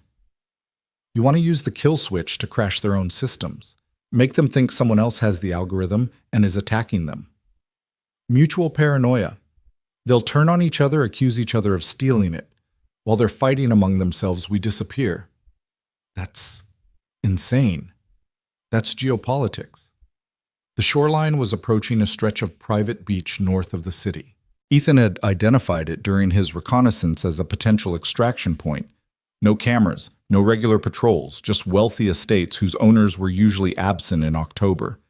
He beached the speedboat and helped Victoria onto the sand. She was shivering, whether from cold or shock. He couldn't tell. Probably both. "There's a car," he said, pointing to a small service road. "Half-a-mile walk." They trudged through the sand in silence, then through a patch of woods that separated the beach from civilization. The car was where he'd left it 3 weeks ago. Another nondescript sedan registration clean tank, full emergency supplies in the trunk. "You really did plan for everything," Victoria observed. "Not everything. I didn't plan for Park's betrayal, or for you to actually be innocent. You thought I was guilty. I thought you were complicit. The Mumbai operation, the dead Chinese scientists, it had your authorization all over it. I authorized the acquisition of research. I didn't know people would die. In this game, people always die. The only question is how many." They drove in silence for 20 minutes, Ethan taking a circuitous route that would confuse any surveillance. Finally, he pulled into a truck stop, parking between two semis that would block them from satellite view. "I need to make a call, so," he said. He used the truck stop's payphone, an ancient relic that still worked, and dialed a number he'd memorized 15 years ago. It rang 3 times. "This better be important," a gravelly voice answered. "It's Shepard. I need a favor." "Jesus Christ, Ethan, you're supposed to be dark." "Plans changed. I need you to leak something to the intelligence community." "What kind of something?" "The kind that makes everyone panic. Remember the theoretical work on quantum encryption from the Prague conference? The stuff that was supposed to be impossible. It's not impossible. It exists and it's in play.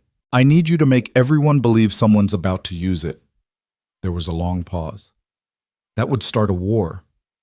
It would prevent one. Trust me on this. This is about the Chicago situation. You know about that.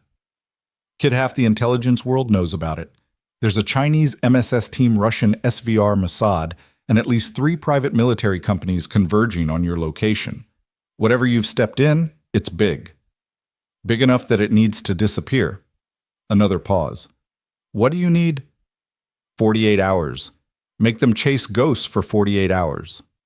And then the algorithm ceases to exist. You found it. I found the man who created it.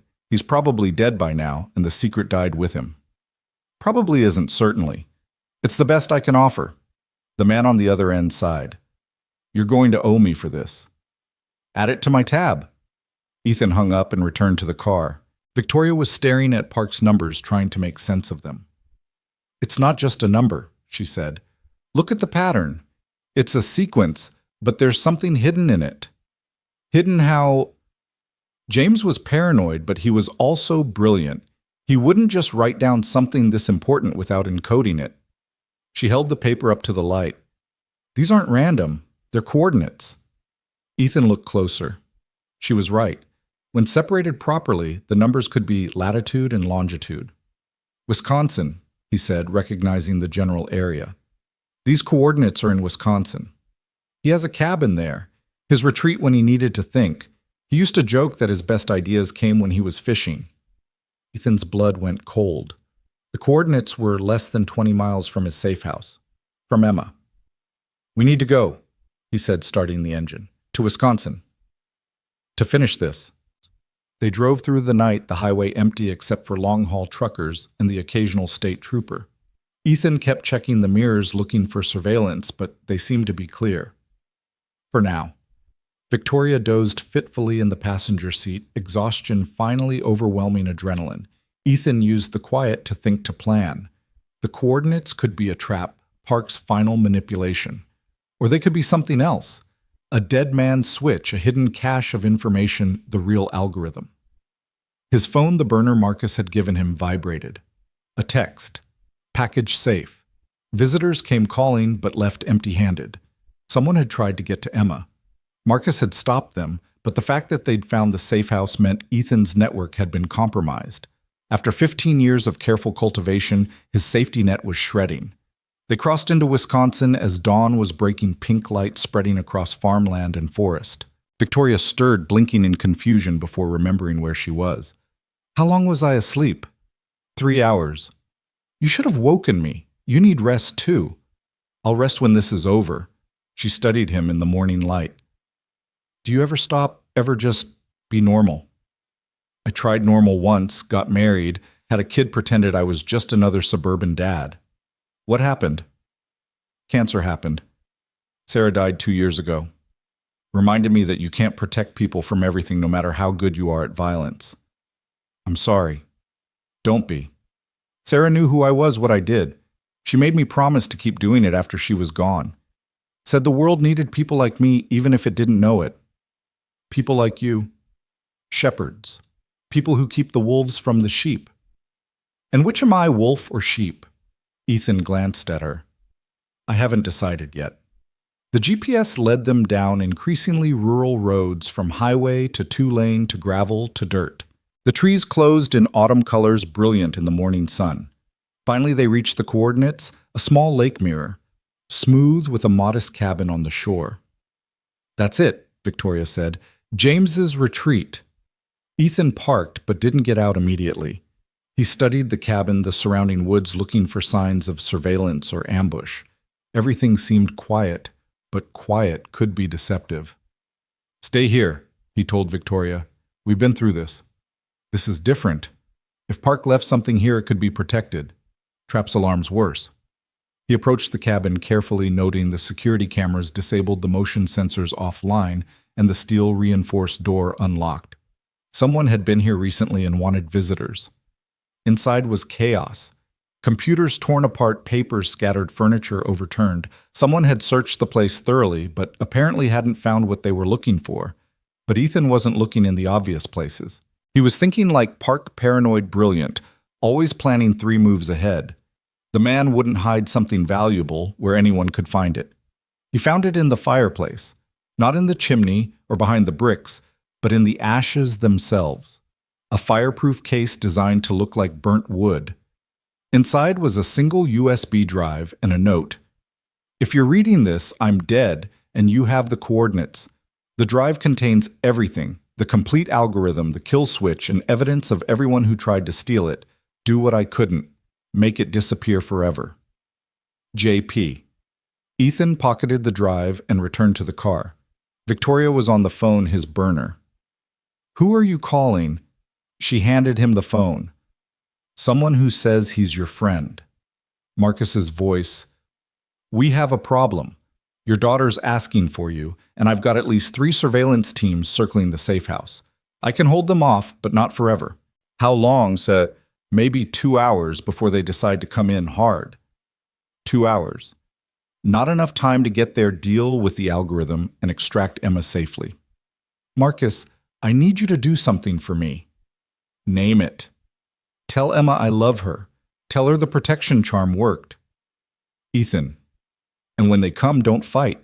Let them take her. Are you insane? I know what I'm doing. They won't hurt her as long as they think she's leverage. Just make sure she knows I'm coming for her. This is a bad play, Shepard. It's the only play. 2 hours. Start the clock. He hung up and looked at Victoria. We're going to make a trade. Emma for the algorithm. No, you for Emma. Victoria's eyes widened. What? They want you because they think you have the algorithm, so we're going to give them what they want. You and the real algorithm on this drive. But you said we were going to destroy it. We are. But first we're going to use it. He held up the drive. Park didn't just record the algorithm. He recorded everyone who tried to steal it. Names, organizations, communications, everything. So we're going to send it to everyone simultaneously. Every intelligence agency, every news organization, every government. Complete transparency. Let them all see how dirty they've been, how many people died for mathematical equations. That would cause chaos. That would cause accountability. And in the chaos, you and Emma disappear. New identities, new lives, far from all this. What about you? I'll be the one who released it. They'll come after me. They'll kill you. Probably, but you and Emma will be safe. The algorithm will be public worthless as a weapon because everyone will have it, and the people who killed for it will be exposed. Victoria was quiet for a long moment. Then she reached over and took the drive from his hand. No, she said simply. Victoria. No, I'm not letting you sacrifice yourself for my mistakes, and I'm not letting them use your daughter as leverage. She pulled out her phone, her real one, the one she'd turned off hours ago. I'm CEO of one of the most powerful corporations in America. Time I acted like it. She turned on the phone, ignoring the flood of messages, and made a call. Charles? It's Victoria. Yes, I'm alive. Listen carefully. I need you to call an emergency board meeting right now. I don't care what time it is. Because in 1 hour, I'm going to release information that will either destroy the company or make us indispensable to national security. Yes, I'm serious. 1 hour. She hung up and made another call. Senator Morrison, Victoria Lane, Yes, that Victoria Lane. I have information about foreign intelligence operations on U.S. soil that you need to know about. Millennium Park, 1 hour. Bring Homeland Security. What are you doing? Ethan demanded. Something you wouldn't. I'm going public. Press conference live stream the works. I'm going to stand in front of cameras and tell the world about the algorithm, about the deaths, about the intelligence agencies fighting over it. And then I'm going to destroy it. Publicly. They'll kill you before you get the first word out. No, they won't, because they'll all be watching each other, making sure no one else gets it first. And because you're going to be there, making sure they don't. Victoria. Your daughter needs her father, Ethan. She already lost her mother. She's not losing you too. She held up the drive. This thing has caused enough orphans. Before he could stop her, she was out of the car and walking toward the lake. For a moment, he thought she was going to throw the drive in the water. Instead, she knelt at the shore and pulled out Park's paper with the numbers. The kill switch, she said. It's not just a number. It's a mathematical proof that the algorithm contradicts itself. If we release both together, the algorithm and its own impossibility, it becomes useless. A curiosity instead of a weapon. You're betting everything on Park's math. I'm betting everything on Park's conscience. He was a good man once before fear and greed corrupted him. This was his redemption. Ethan's phone buzzed. Marcus, 90 minutes. Time was running out. Emma was waiting. The world was watching. 1 hour, Ethan said. We do your press conference, but we do it my way. Which is, we make them all come to us. Every player, every agency, every killer who's been hunting you. We put them all in one place at one time. And then we show the world what happens when people fight over weapons that shouldn't exist. Victoria stood brushing dirt from her knees. You're going to start a war. No, Ethan said, thinking of Emma, of Sarah, of all the invisible people who just wanted to live their lives in peace. I'm going to end one. The drive back to Chicago felt like descending into a war zone. Every mile closer to the city brought more helicopters overhead, more unmarked vehicles on the roads, more evidence that the world's intelligence agencies were converging on one point. Ethan counted at least 3 surveillance drones following their car, maintaining perfect formation at different altitudes. They know where we are, Victoria said, watching the drones through the sunroof. They've known for the last 20 miles. They're not stopping us because they want to see where we're going. And where are we going? Millennium Park, the pavilion, exactly where you told them. Victoria checked her phone. The messages were pouring in: board members, senators, journalists, security agencies. The whole world seemed to know something massive was about to happen. Charles says the board is assembled, she reported. They're threatening to remove me as CEO if I don't appear immediately. Let them try. After today, Aurora Corporation will either be the most valuable company in the world or it won't exist at all. They entered the city proper, and the presence of law enforcement became overwhelming. Every corner had police, every building had spotters on the roof. The park itself was surrounded by barriers, media vans, creating a secondary perimeter around the official one.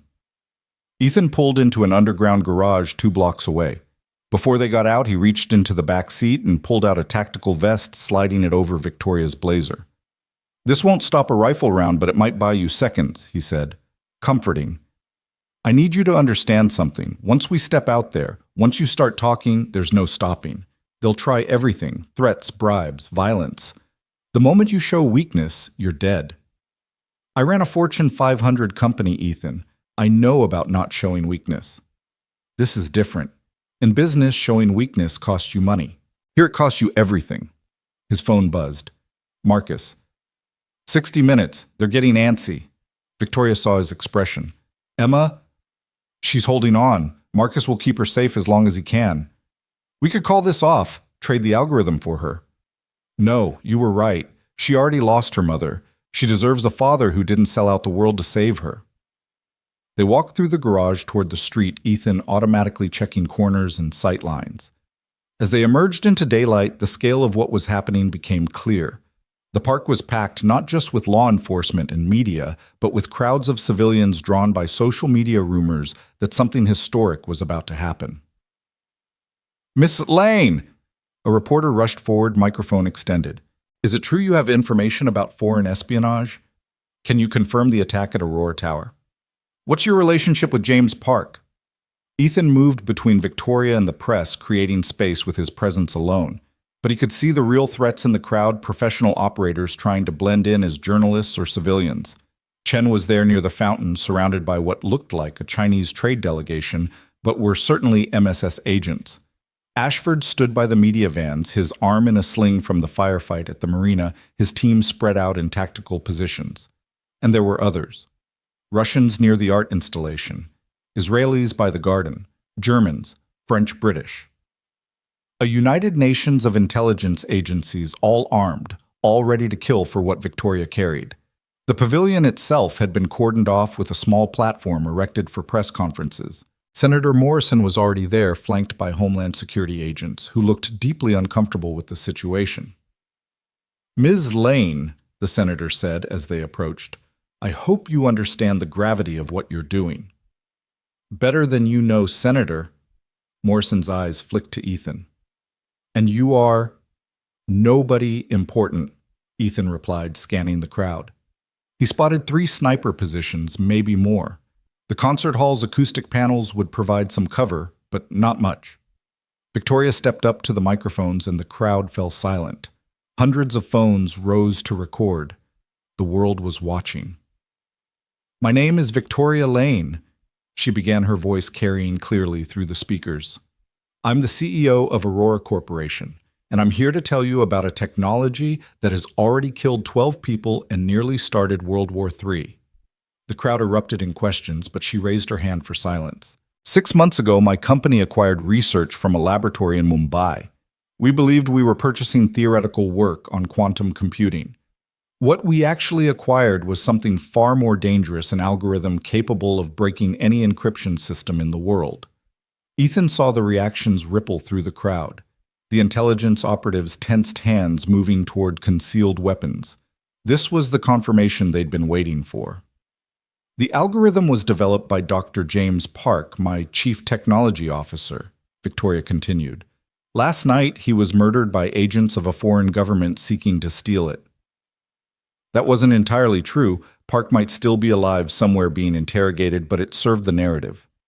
Multiple intelligence agencies have attempted to acquire this technology through violence and coercion. They've threatened me, attacked my employees, and now they're holding a 7-year-old girl hostage to force compliance. Ethan's jaw tightened. She wasn't supposed to mention Emma. That girl's father saved my life last night, Victoria said, looking directly at one of the cameras. He's standing here beside me, having chosen to protect the world rather than save his daughter. That's the kind of person these agencies are willing to destroy for their weapons. The crowd was murmuring now, phones flashing as people tried to identify Ethan. He kept his face neutral, but inside he was calculating rapidly. Victoria had just painted a target on both of them, but she'd also made it politically impossible for anyone to move against them publicly. The algorithm exists, Victoria announced, holding up the USB drive. It's here, complete and functional. The tension in the crowd ratcheted up to breaking point. Ethan saw fingers on triggers, bodies coiling for action. One wrong word and the park would become a battlefield. But so does this. She held up Park's paper. The mathematical proof that the algorithm is fundamentally flawed, a kill switch that makes it useless. You're lying, Sao, someone shouted from the crowd, Chen stepping forward. The algorithm works. We've seen the tests. Yes, it works, Victoria agreed, for exactly 72 hours. Then the mathematical contradiction compounds and the system collapses. Dr. Park built in his own insurance policy.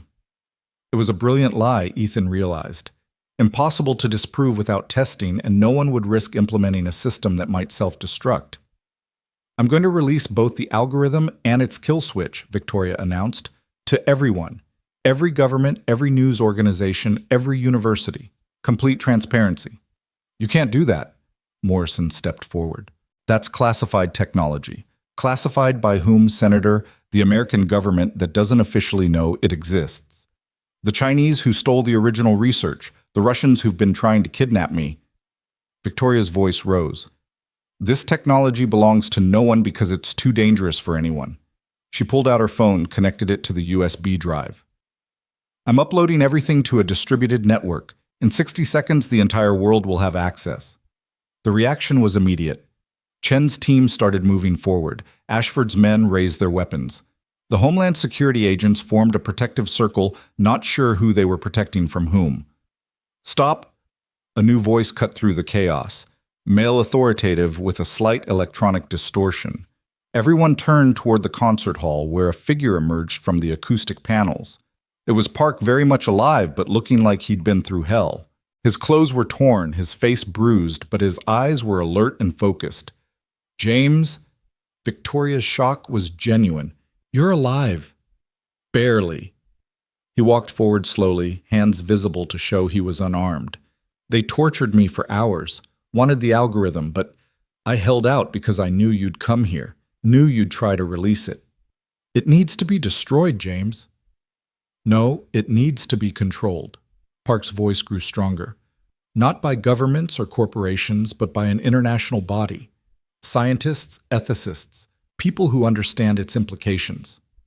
That's naive, Ethan said, speaking for the first time. The moment you create that body, it becomes a target. Every nation will try to corrupt it, control it, destroy it, if they can't have it. Then what's your solution? Park demanded. Let it disappear into black sites and secret programs. My solution is this. Ethan pulled out his own phone, showing a timer. 45 minutes ago, I sent the complete algorithm to a dead man's switch. If I don't reset it every hour, It releases automatically to every major news outlet in the world. But here's the thing, I also sent the kill switch to a different system with the same setup. Everyone stared at him. If anyone tries to use the algorithm, the kill switch activates. If anyone tries to suppress it, both release. Mutually assured transparency. That's insane, Morrison said. That's balance, Ethan corrected. The same principle that kept nuclear weapons from ending the world. Everyone has it so no one can use it. Chen stepped forward, her composure cracking. You don't have the authority. I have Emma. The voice came from the crowd, and Ethan's blood froze. A man emerged holding his daughter's hand. Not roughly, not threateningly, just walking with her like they were taking a stroll. Emma looked confused but unharmed, her backpack bouncing with each step. Daddy? She started to run toward him, but the man held her back gently. Not yet, little one, the man said. He was older, distinguished, with the kind of face that belonged in boardrooms or Senate hearings. Mr. Cole, Mrs. Lane, Dr. Park, my name is Director Harrison, NSA, and we need to discuss this like civilized people. Let her go, Ethan said, his voice deadly quiet. Of course, as soon as we resolve this situation. Harrison smiled at Emma. Your daughter is delightful, by the way. She's been telling me about her protection charm, how it keeps you safe. Emma held up her wrist, showing a matching bracelet she'd made. I made one for me too, so we're both protected. The innocence of it, the pure trust in her voice, nearly broke Ethan's composure. Every instinct screamed at him to act to violence, to doing whatever it took to get her safe. But that would start a bloodbath with Emma at the center. What do you want? Victoria asked Harrison. What I've always wanted. Stability. Security, order. Harrison gestured to the crowd of intelligence operatives. Look around you. The world's shadow army is all in one place, ready to kill each other over mathematics. This is what your transparency brings: chaos. This is what secrecy brings, Victoria countered. People willing to murder children for advantages that don't even work. Oh, but it does work. Harrison pulled out a tablet showing streams of code. We've been testing Park's algorithm for weeks. No kill switch, no 72-hour limit. You lied. Victoria's confidence wavered. That's impossible, James said. James told you what you wanted to hear. Harrison looked at Park with something like pity. He gave you a version with a kill switch, but the original, the pure algorithm, that's quite real and quite functional. Park's face had gone pale. You don't understand. Without the safeguards, it's a weapon that ensures American dominance for the next century.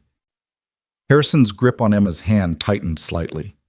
Which is why Mr. Cole is going to disable his dead man's switch and give us the only copy. No, Ethan said simply. No, your daughter. My daughter deserves to grow up in a world where governments don't kidnap children to steal weapons. Ethan pulled out his phone, showing the timer. 30 minutes until automatic release. You can kill us all, take the drive, torture the information out of us. But in 30 minutes, the world knows everything. Including that America has the algorithm. Including that America murdered civilians to get it. It was a standoff, the kind that Ethan had seen too many times in too many places. Everyone armed, everyone ready, everyone waiting for someone else to blink first. That's when Emma did something unexpected. She pulled free from Harrison's grip and walked straight to Ethan, wrapping her arms around his waist. It's okay, Daddy, she said. The protection charm worked. You came for me. The simple faith in her voice, the absolute trust changed everything. Ethan knelt down, hugging her tight, and made his decision. Victoria, give me the drive. She hesitated, then handed it over. Ethan stood Emma, still holding his hand, and addressed the crowd. This ends now. Not with grand gestures or political statements, but with simple truth. He held up the drive. This contains the algorithm, the kill switch, and something else, every communication, every order, every crime committed in pursuit of this technology. Names, dates, authorizations. Harrison's face went white. So did Chen's and Ashford's and a dozen others. Dr. Park kept very good records, Ethan continued. Every bribe, every threat, every murder, it's all here. You released that you're dead, Chen said flatly. I'm probably dead anyway. But my daughter isn't. And neither are the thousands of other innocents who would die when you all start fighting over this thing. He looked at Emma, then at Victoria, then at the crowd of phones recording everything. So here's what happens. The algorithm gets destroyed, publicly. The evidence of crimes gets sealed for 50 years, long enough for everyone involved to be dead or irrelevant, and everyone walks away. That's not acceptable, Harrison started. It's the only deal on the table. Ethan held up his phone. 25 minutes. The crowd was stirring now, civilians realizing they were in the middle of something far more dangerous than a press conference. Parents pulled children back, people started edging toward exits, but the cameras kept rolling. Victoria stepped forward. I support Mr. Cole's proposal. Aurora Corporation will withdraw all claims to the technology and cooperate fully with any investigation. As do I, Park added, surprising everyone. I created this monster. I should help kill it. Harrison looked around at the other intelligence operatives, reading faces, calculating odds. You're asking us to trust each other. That's not how this works. No, Ethan agreed, but mutually assured destruction is. He lifted Emma into his arms, feeling her weight, her warmth, her life. Everyone loses or everyone walks away. Choose. The silence stretched tense as a wire about to snap. Then Chen laughed, bitter and short. The Americans already have it anyway, she said. We all know it. This theater is just to make us complicit in our own defeat. The Americans have nothing, Harrison said, but his denial rang hollow. Then prove it, Victoria challenged. Destroy the drive. Here, now, show the world that America doesn't need stolen weapons to maintain security. It was a brilliant move, Ethan realized. She'd turned Harrison's patriotism against him. To refuse would be to admit American weakness. Harrison stood frozen, calculating.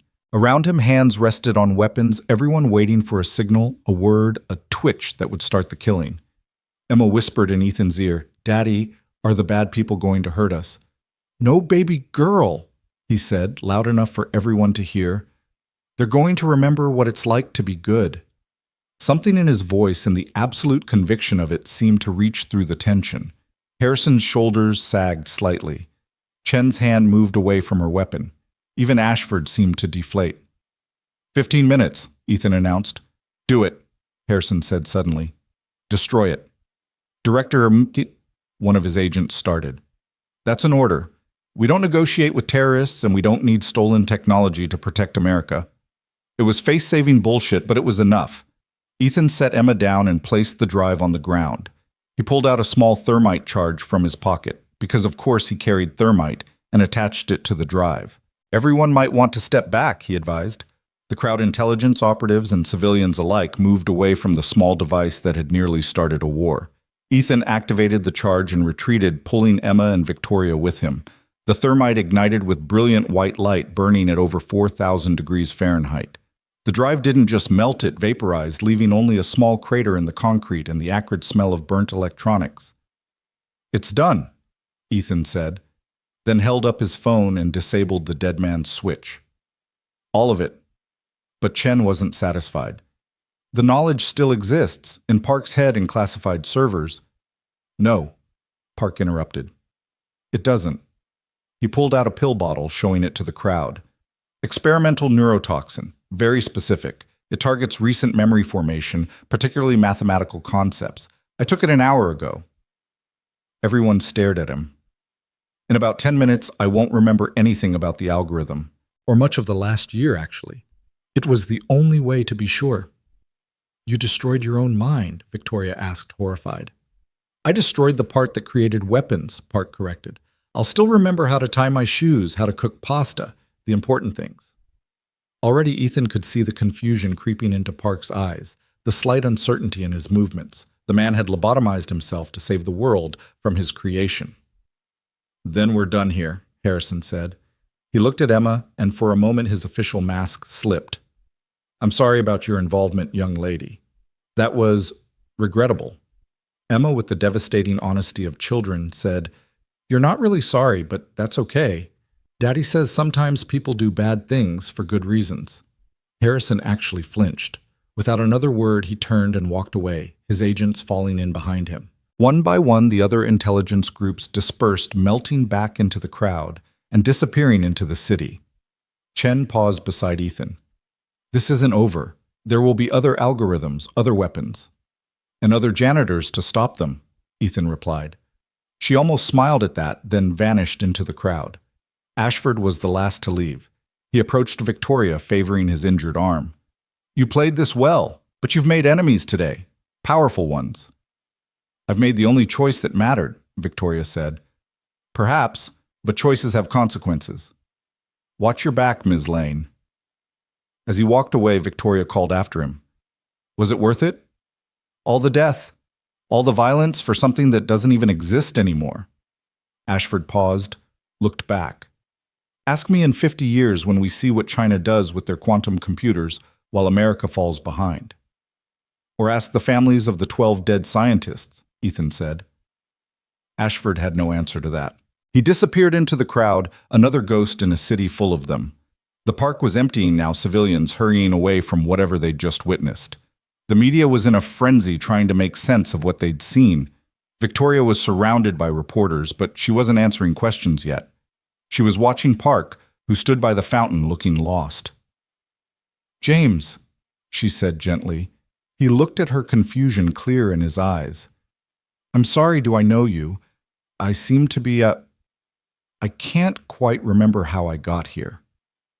You're safe, she told him. That's all that matters. I feel like I've forgotten something important. Nothing that can't be replaced. She arranged for one of Aurora's security team to take him to a hospital, watching as the man who'd nearly destroyed the world for his genius wandered away, freed from the burden of his own brilliance. That was a brave thing he did, Ethan said. That was a necessary thing, Victoria corrected. The question is, what now? Now you rebuild your company without secret weapons programs. Now you face whatever investigations come. Now you try to be better. And you, Ethan looked down at Emma, who was playing with her protection bracelet, seemingly unbothered by the chaos she'd just witnessed. The resilience of children never ceased to amaze him. Now I take my daughter home. That's it. You just walk away. My job was to protect people who couldn't protect themselves. Today that was you. Tomorrow it'll be someone else. But after everything, I'm still just a janitor who's good at other things. Victoria studied him for a long moment. You know, Aurora Corporation could use someone like you, head of security maybe. The pay would be significantly better than janitor wages. I've seen what your security budget is. You couldn't afford me. Try me. Ethan almost smiled at that. Thanks, but no. Emma needs stability, normalcy. She needs a father who comes home every night, not one who's always looking for the next threat. And you, what do you need? It was a good question. For 15 years, he'd defined himself by the mission, by the next crisis, the next enemy.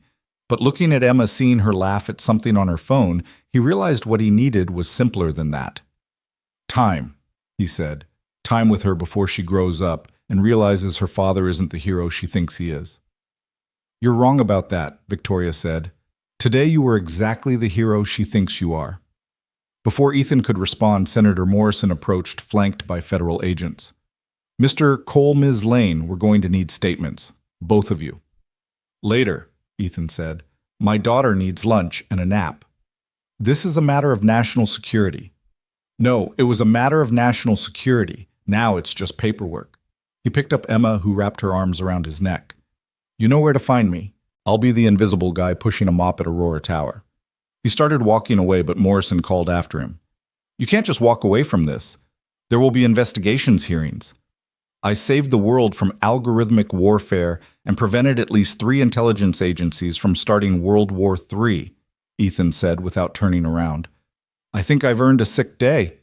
Emma giggled at that, and they kept walking, leaving the chaos behind. But Victoria caught up with them at the edge of the park. Ethan, wait. She pulled out a business card, pressed it into his free hand. My direct line. Not for Aurora business, just if you ever need anything. You and Emma both. He looked at the card, then at her. You did good today. I had a good teacher. You had good instincts. Don't lose them in boardrooms and stock prices. And you don't lose yourself in trying to be invisible. They stood there for a moment, 2 people who'd been through hell together and come out the other side. Then Emma tugged on Ethan's collar. Daddy, I'm hungry. Can we get pizza? Whatever you want, baby girl. As they walked away, Emma asked, Was that lady your friend? Yeah, I think she is. Good. You need more friends. Uncle Marcus doesn't count because he's grumpy. Ethan actually laughed at that, the sound surprising him. It had been a long time since he'd laughed, without calculation, without purpose. It felt good. Behind them, the park was swarming with investigators, reporters, officials trying to make sense of what had happened. The algorithm was gone, but its impact would ripple for years. There would be hearings, investigations, recriminations. The shadow world had been exposed to daylight, if only for a moment, and that exposure would have consequences. But that was tomorrow's problem. Today, Ethan Cole was just a father taking his daughter for pizza, walking through Chicago like any other family.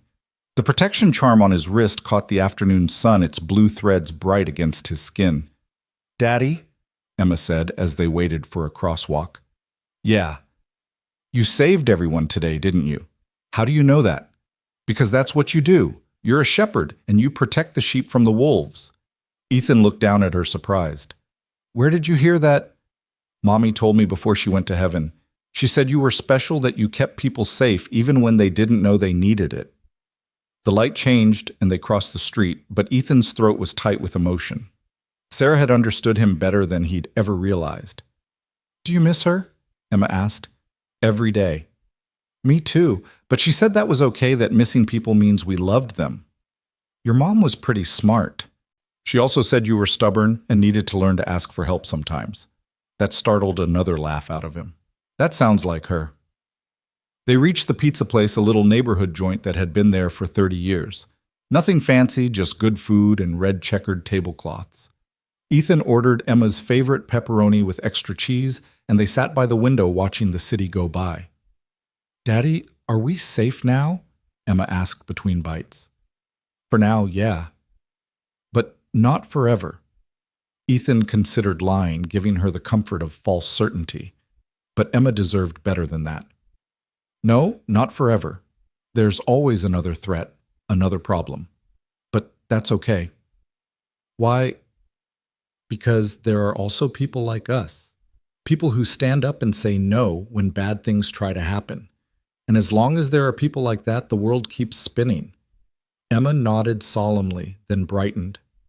Like superheroes. Sure, like superheroes, except we don't wear capes. You could wear a cape. It would look cool with your janitor uniform. The image of himself mopping floors in a cape made Ethan smile. I'll think about it. His phone buzzed. Marcus. Package delivered safely, no complications. You owe me a beer, or 50. Ethan typed back, Tonight, Giuseppe's. Bring your appetite. Getting soft shepherd. Pizza and beer instead of bullets and blood. Maybe that's not a bad thing. He put the phone away and focused on Emma, who was telling him about her latest art project at school. Normal, everyday conversation, the kind he'd missed during all those weeks of surveillance and subterfuge.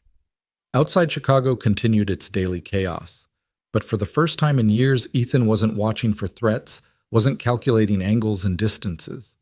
He was just present here with his daughter eating pizza and planning their evening. The protection charm on his wrist caught his eye, and he remembered Victoria's words about not losing himself in invisibility.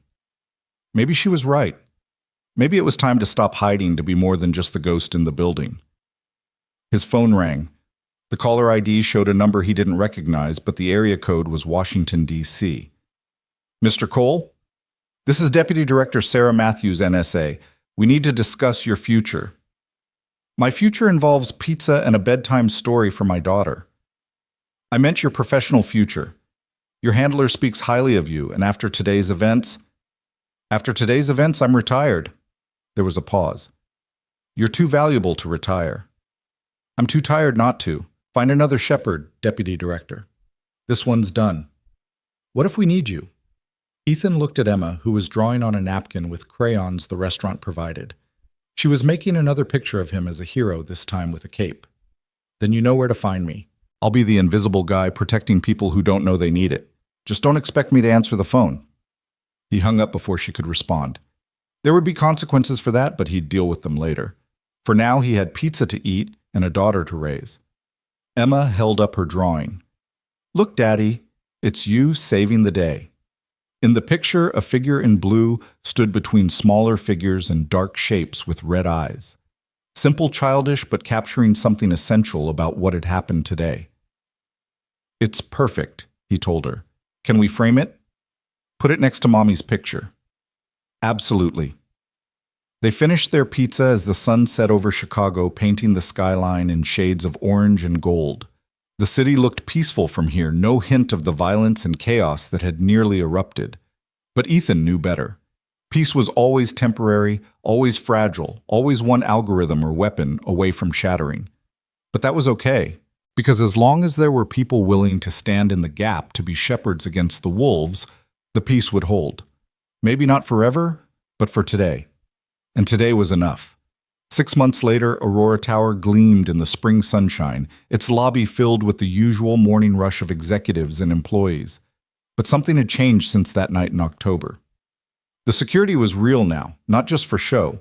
The guards actually watched their monitors. The emergency exits were tested weekly, and on the wall near the reception desk hung a framed child's drawing, a figure in blue, holding a mop like a sword protecting others from danger.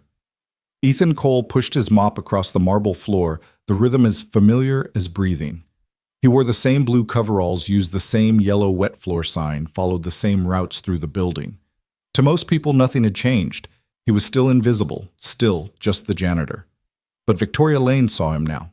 Every morning when she arrived, she nodded to him, a brief acknowledgement that spoke volumes. Sometimes she stopped to talk quick conversations about Emma, about the weather, about anything except algorithms and international conspiracies. "Morning, Ethan," she said today, pausing by his mop bucket. "Miss Lane. It's been 6 months. You can call me Victoria." "Old habits, well," he replied, wringing out the mop.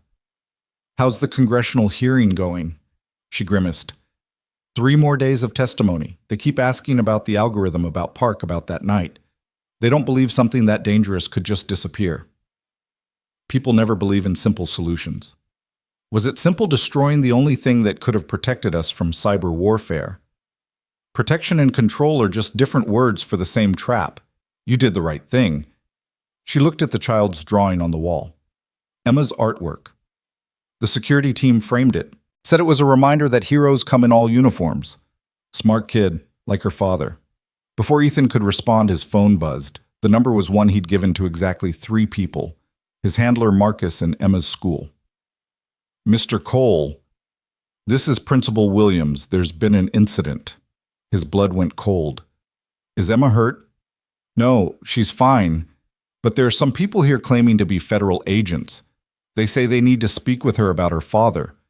Ethan was already moving, dropping the mop, heading for the exit. Victoria followed without hesitation. "I'm on my way," he told the principal. "Don't let them near her." "Mr. Cole, they have badges." "Badges can be faked. Keep her in your office. Lock the door. I'll be there in 10 minutes. He hung up and broke into a run, Victoria keeping pace despite her heels. "I thought this was over," she said. "It's never over, just dormant." They reached his car, not the invisible Honda anymore, but a reinforced SUV with bulletproof glass, a gift from Aurora Corporation's board after they learned the full story. Ethan drove with controlled aggression, taking corners at speeds that made Victoria grip the door handle. "Who would come after Emma now?" she asked. "Someone who thinks I kept a copy of the algorithm, or someone who wants revenge, or someone who just wants leverage." His knuckles were white on the steering wheel. "Doesn't matter who. They crossed the line."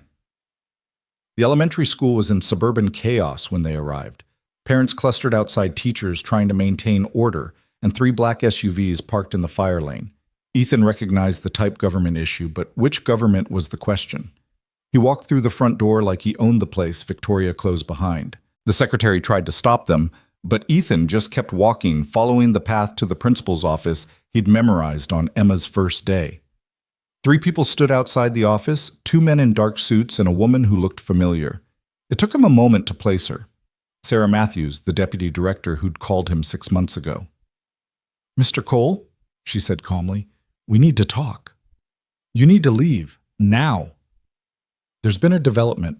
Someone's claiming to have reconstructed the algorithm. They're threatening to release it unless certain demands are met. Not my problem. They specifically asked for you. Ethan studied her face, reading the tells he'd learned over 15 years of intelligence work. She was nervous but not lying, concerned but not desperate. This was real but not immediate. Emma stays out of it, he said.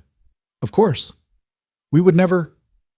You already did, coming to her school frightening her. We didn't mean to frighten anyone. We just needed to find you quickly, and you haven't been answering your phone. Because I'm retired. The office door opened and Principal Williams peered out, looking relieved to see Ethan. Behind him, Emma sat at his desk drawing with remarkable calm for a 7-year-old who just had federal agents show up at her school. Daddy? She ran to him and he scooped her up, holding her tight. Hey, baby girl, you okay? They said they were your friends, but I remembered what you taught me about strangers with badges. That's my smart girl. Matthews stepped forward. Mr. Cole, please. Just hear us out. Not here. Not in front of her. Victoria spoke up. My office, 1 hour, and you come alone, Deputy Director. Matthews nodded. 1 hour. As they left, Emma whispered to Ethan, Are they the bad people? No, sweetheart, just confused people who forgot that some things are more important than secrets. Back at Aurora Tower, Ethan set Emma up in Victoria's private conference room with her homework and snacks while the adults met in the main office. Matthews had come alone as promised, carrying a tablet with classified markings. 3 days ago, someone sent this to 12 major intelligence agencies, she said, showing them a video. A figure in Shadow's voice distorted, but the message was clear. The Aurora algorithm still exists. I have reconstructed it from fragments from memories from the pieces your governments tried to hide. In 72 hours, I will release it to the highest bidder unless Ethan Cole delivers himself to coordinates I will provide. It's a bluff, Victoria said immediately. The algorithm was destroyed. Park's memories were erased. We thought so too, Matthews admitted, but they demonstrated a partial implementation. It broke through our test encryption in seconds. Ethan studied the video, looking for tells for mistakes. Something felt off about the whole thing. Play it again, he said. The video repeated, and this time he caught it. A reflection in a window behind the shadowed figure. A reflection he recognized. Son of a bitch, he muttered. What? Victoria leaned forward. It's Ashford. He's not dead or disappeared. He's trying to flush out anyone who might have kept a copy. Matthews frowned. You're certain? The watch on his wrist. You can see it in the reflection. Same Omega Seamaster he wore that night in the park. He's fishing, trying to create panic.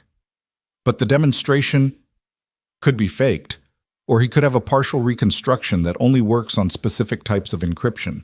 Either way, he doesn't have the full algorithm. How can you be sure? Ethan looked at Victoria, then back at Matthews. Because if he did, he wouldn't need me. He'd already be selling it. Matthews absorbed this, then asked the question Ethan had been expecting. Did you keep a copy? No. Cole. I said no, and even if I had, I wouldn't give it to you or anyone else. Then how do we respond to this threat? Victoria spoke up. You don't. You ignore it. Let the 72 hours pass, let him release whatever partial code he has. It'll be worthless without the mathematical framework Park destroyed. We can't just ignore. Yes, you can, Ethan interrupted, because the alternative is admitting the algorithm might still exist, which starts the whole circus again. Matthews stood to leave, then paused. You know, Cole, we could use someone like you back in the agency. You had someone like me. You used me to spy on American citizens and corporations. I'm done with that life.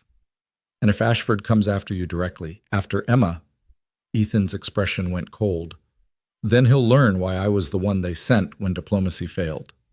After Matthews left, Victoria found Ethan in the conference room helping Emma with her math homework. The domesticity of it. The normalcy was almost surreal after their conversation about international threats and reconstructed weapons. You good? Victoria asked. I'm angry, Ethan admitted. 6 months of peace, and they can't leave it alone. Will you go if Ashford makes good on his threat? No, that's what he wants to draw me out to make me reveal if I have the algorithm. And do you? Ethan looked at her steadily. Would it matter if I did yes? Why? Because it would mean you've been lying to me for 6 months, and I thought we were past that. Ethan glanced at Emma, who was absorbed in her fractions, then back at Victoria. The algorithm is gone. Every copy, every fragment, every piece of code. I made sure of it. How say? Because I didn't trust anyone else to do it. Not the government, not you, not even myself. So I destroyed everything and made sure it could never be reconstructed, including Park's notes, especially Park's notes.